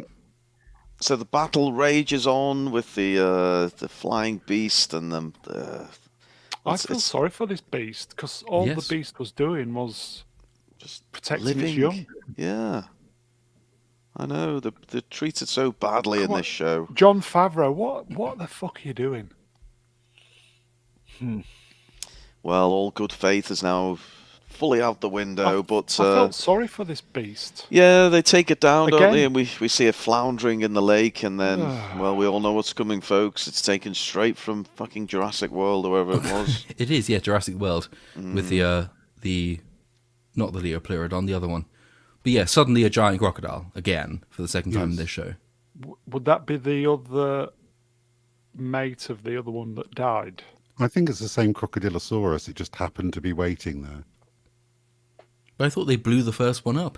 Yeah, but there's probably more than one, isn't there? They might have done. The previous episode was so instantly forgettable. Barbara thinks John Favreau's just collecting checks now. That's all he's doing. You know what? Yep. I really think Yeah, I do as well. they did the special effects first, and then they looked at all the special effects, and they went, "How could we make this into a story?" That's what it feels like to me. It really does. It's just- See, here you go, Flopmeister. Yeah, Brownie, I felt sorry for the bird and its children. Yeah, I know. Yeah. Yeah.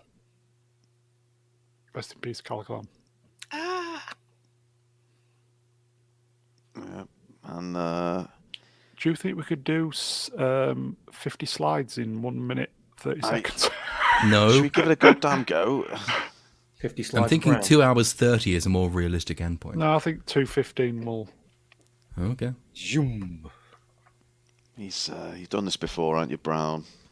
You've worked out the math. It's because we take too long. Well, we have to fill these plot holes with rabbit holes. I don't know. We had absolutely no choice but to read out all the Jimmy Savile puns, all the sex jokes, all the swallow jokes that we kept going back to. No choice but to do those. You're Say goodbye to determined your to get my money. channel struck It's off, not. aren't you? You spent 15 Aren't minutes on you? each of these things. It's not my fault.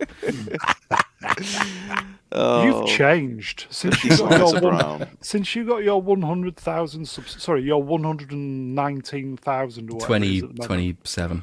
Since you've 25? got your 125,000 subs, you've changed. Brownie, they'll be saying the same about you. Since you got 103 people on 2,000. your live stream, you've changed. Changed, Brown. He's got Not as how much many as is the Lord, watching him though. now? Let's have a look. 85. It's gone down. I will say, guys, if you've not subscribed, help an old fella out and subscribe. Help the Hit channel Yes, grow. and he's Yeah. really old, so help him out. Well, the pterodactyl's gone down like the live stream numbers. It's hitting the water here, and there we go. It's gobbled up. Oh, what are the chances of that Who's going to look after the babies, Brown? on 2 hours? Oh, Oh, I don't have ask no that idea. question. I have Don't no ask idea. that question because we know what's going to happen. Oh well, I'm just setting it up, folks. There's there's no way they'll fit them on a ship. Surely, I mean, the physics just don't work out. It's... No, not a chance. How would they? No. And one thing about this chase, you could see what's going on. You know, usually when they do effects like this with things flying around, they do it so fast that you don't really get the geography of what's going on. But they did it very well in this, which I'm quite Question. pleased with. Do you think the effects house who did Jurassic, whatever it was, were hired to do this sequence because it would be just like cut and paste? No, this looks better than that film. Is this ILM? Oh, okay. Is this ILM doing the effects for the show? I think so. Oh, Brian. Well, you don't get crappy visual effects from ILM, do you? No, just crappy stories. Hey, Yeah. Kathleen. Yeah. Ruin, how is Kathleen? She's got a migraine tonight, so she's having a little lie down, and Has she just seen Indiana Jones? That's why she's got a migraine. she's just seen the viewing figures for Disney Plus. Yes, it's not looking great. But yes, this is just when you thought it couldn't get any fucking worse. This is the way. We get to the end of the episode, and they land back on the Mando beach. And they're all there to greet them and cheer them and everything else. And you think, okay, we're wrapping this shit up now. And they're all, They're all clinking helmets and all they're the rest all, of it. according to George, they're all stunning and cave.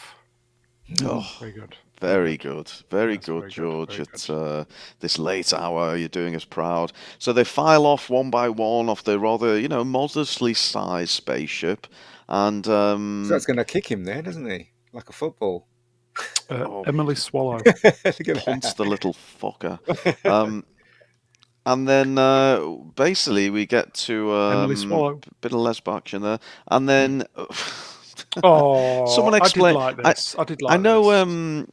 if there's one man who can explain the physics of a spaceship and how things can fit Yeah, in and be exactly. extracted, Exactly. it's Swappers. Can Swappers explain the physics of not one, but 3 of these things filing off the ship? Well, actually, no. I mean, look. Oh, sorry. Look. Sorry. Look at the. It's fucking mean, brilliant. Looks like a muppet. How did they get them on there? Clearly, Yeah, that's what I was thinking. Carefully, that's how. It's like trying to lead a cow downstairs, and it's just not going to Is happen. it? No, but why? Why did they take him? Because they all travelled in the ship with them. I think they're going to eat them. Is that what they're going to do? Don't know. The No, ship, they're gonna going raise to them ride like- them. Of They're course. going to raise them like everything- Daenerys raised the baby dragons. the ship is called the TARDIS. No. Eesh. It's called, as MJ says, the retarders. Oh, great minds. All those don't think Mandos are alike. just looking on Oh. going, what the fuck? No, they're thinking dinner. That's what they're thinking. Smilex at the current affairs. You get it all on this channel, folks. Oh. Don't forget that.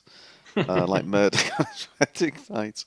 And there they are, 3 of these huge Oh, things which have come off a fantastic, very is that? small entrance to a modestly sized ship. They've got chains Um, on them, though, haven't they? Yeah, They've got Yeah. chains all We've linked. just graphically killed your parent, and now we're going to ride you. That's what this is doing.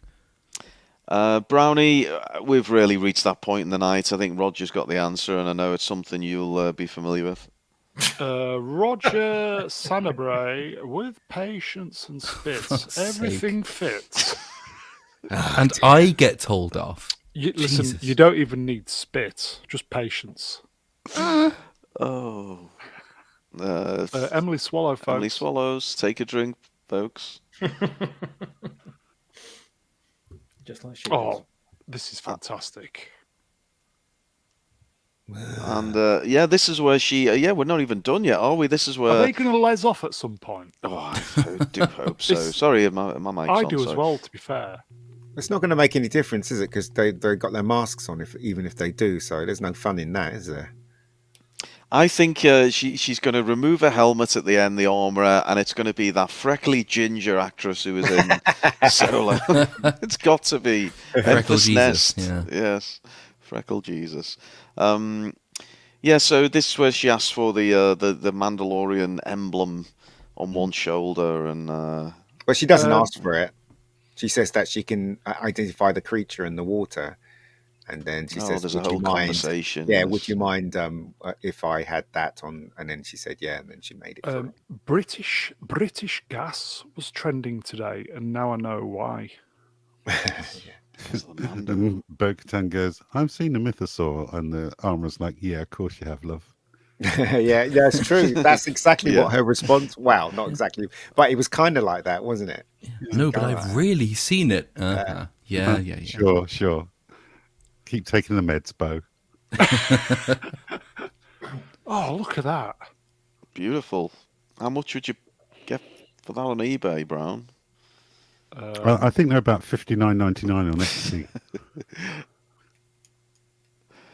And unless I'm mistaken, that's pretty much ends on that damn squib, doesn't it? So It certainly does.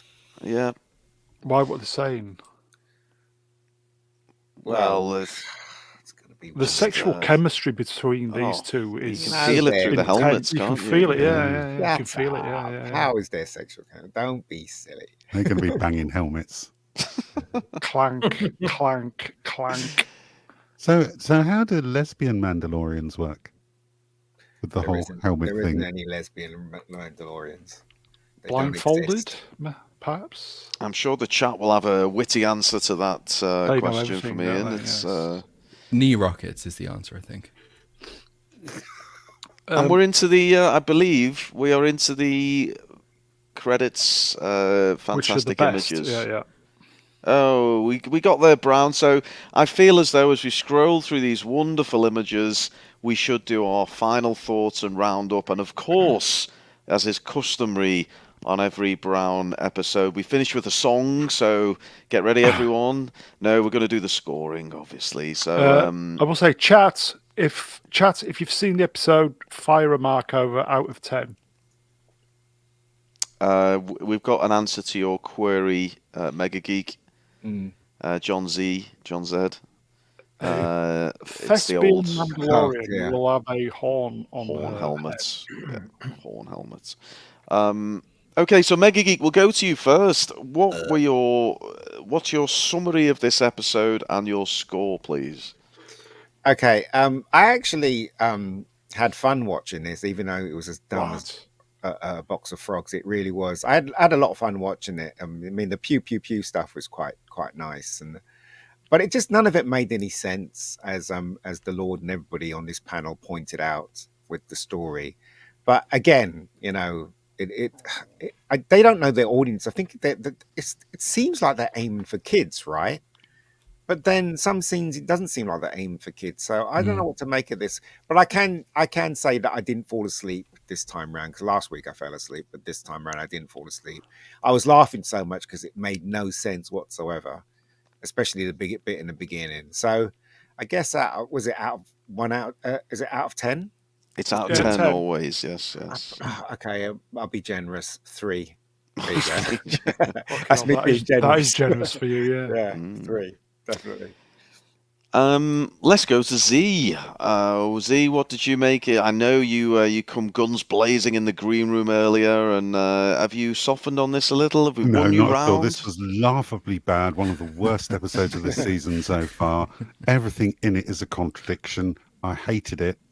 It's a 3 out of 10 at best, even just for the, I don't know, Tesco value window scene. You know.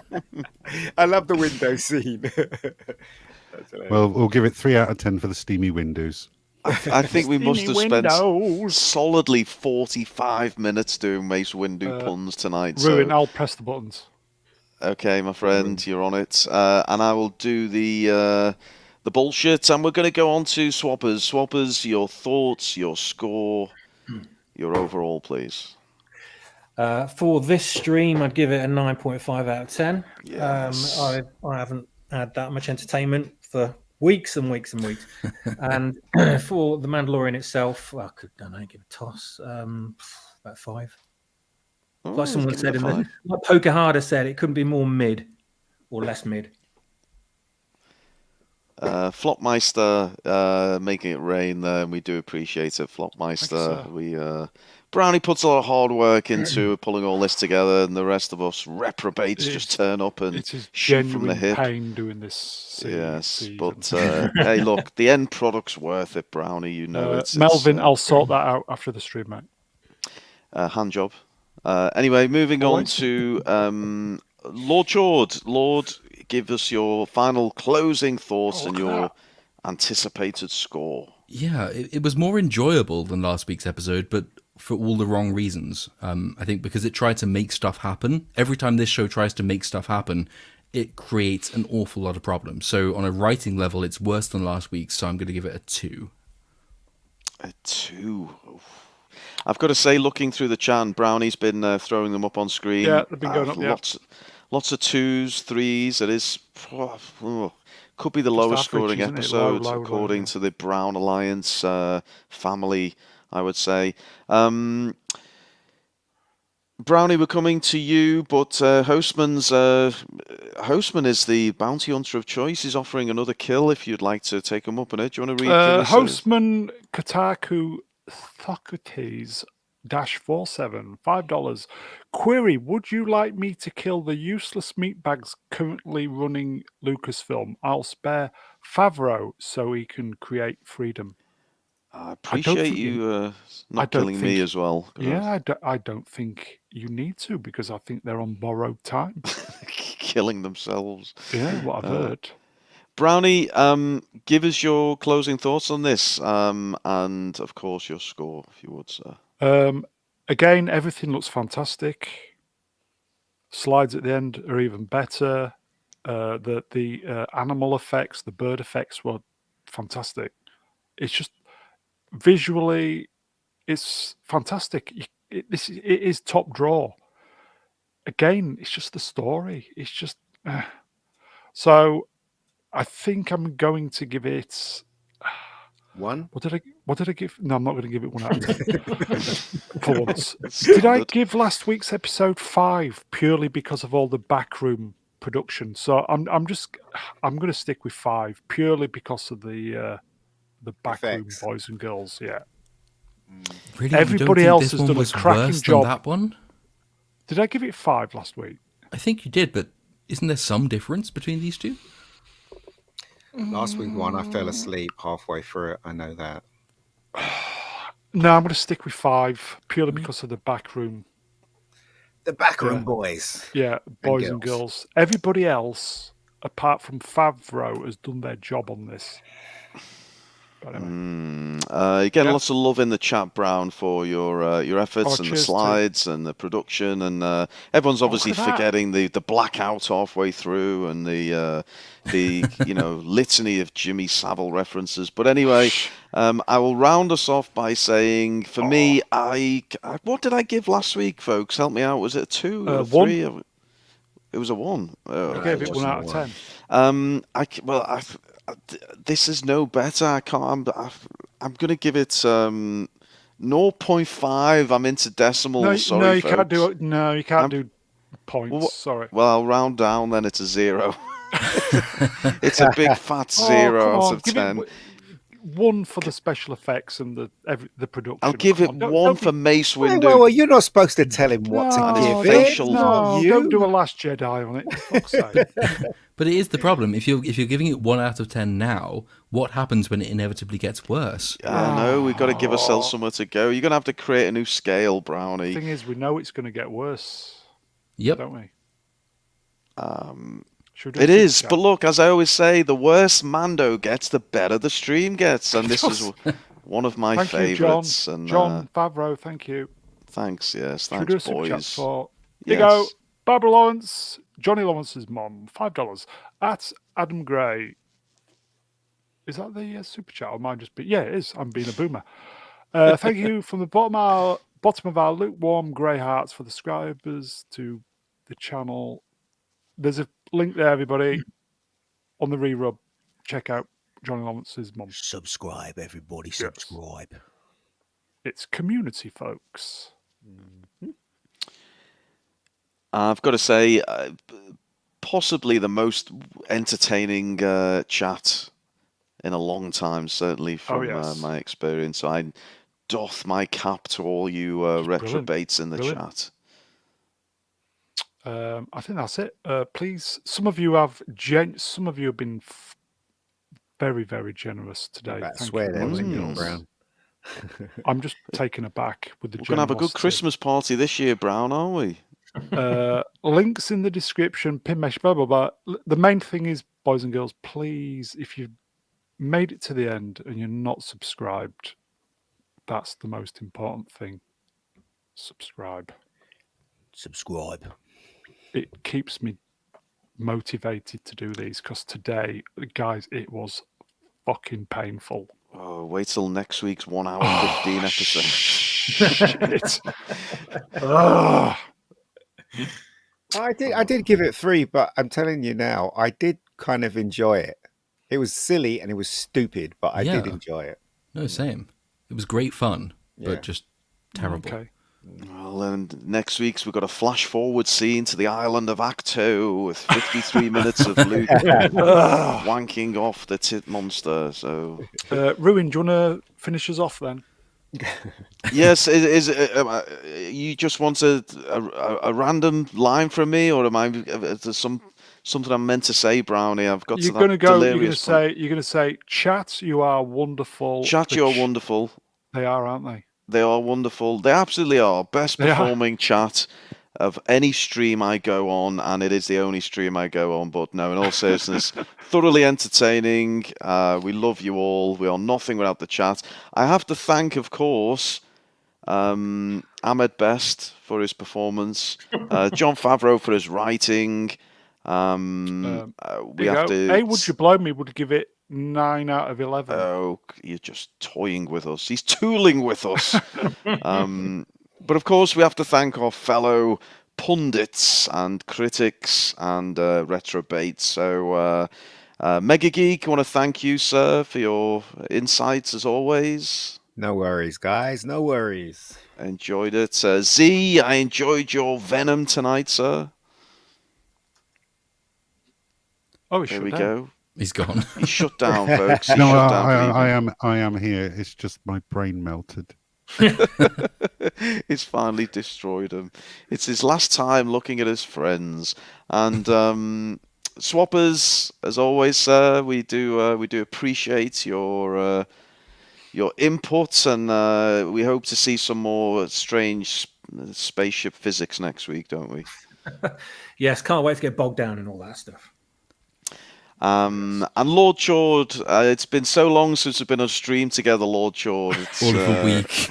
I'm glad we've finally got together again, but and I hope you're feeling better, sir. You need to shake the migraine or the I certainly am. I think it's the first time I've ever derailed myself on a stream, but the rest of it was great fun. It was brilliant. I got to go back and listen to that. The 9/11 flashbacks from Yoda, folks. That's what it's come to. And last but not least, the man with the channel. He hit the triple figures tonight, folks. It's onwards and upwards. Brownie, I'll give you the final say, sir. I will say, as I said, the pain doing this today was right up there, but counterbalanced by the fun we've had this evening. Stream killer. If I may, Ruin, you have done a top job as per usual. Thank you, my friend. I've enjoyed it. We're not gonna do this next week, though, are we? I hope not. I did think about jacking. Yeah, okay. I'm doing my best to get Robot Head, everybody. Aren't there 4 or 5 left? So we've got another month of this to look forward to. Don't. Just made me feel depressed. Come on, Brown. The end is in sight, mate. I think that's it, folks. Chat, you are wonderful. The panelists have been fantastic as well. I'm doing my best to get Robot Head before the end of the series, so fingers crossed with that. Who are you going to bench? Are you going to bench when you bring Robot Head in, Brown? Me. Okay, fair enough.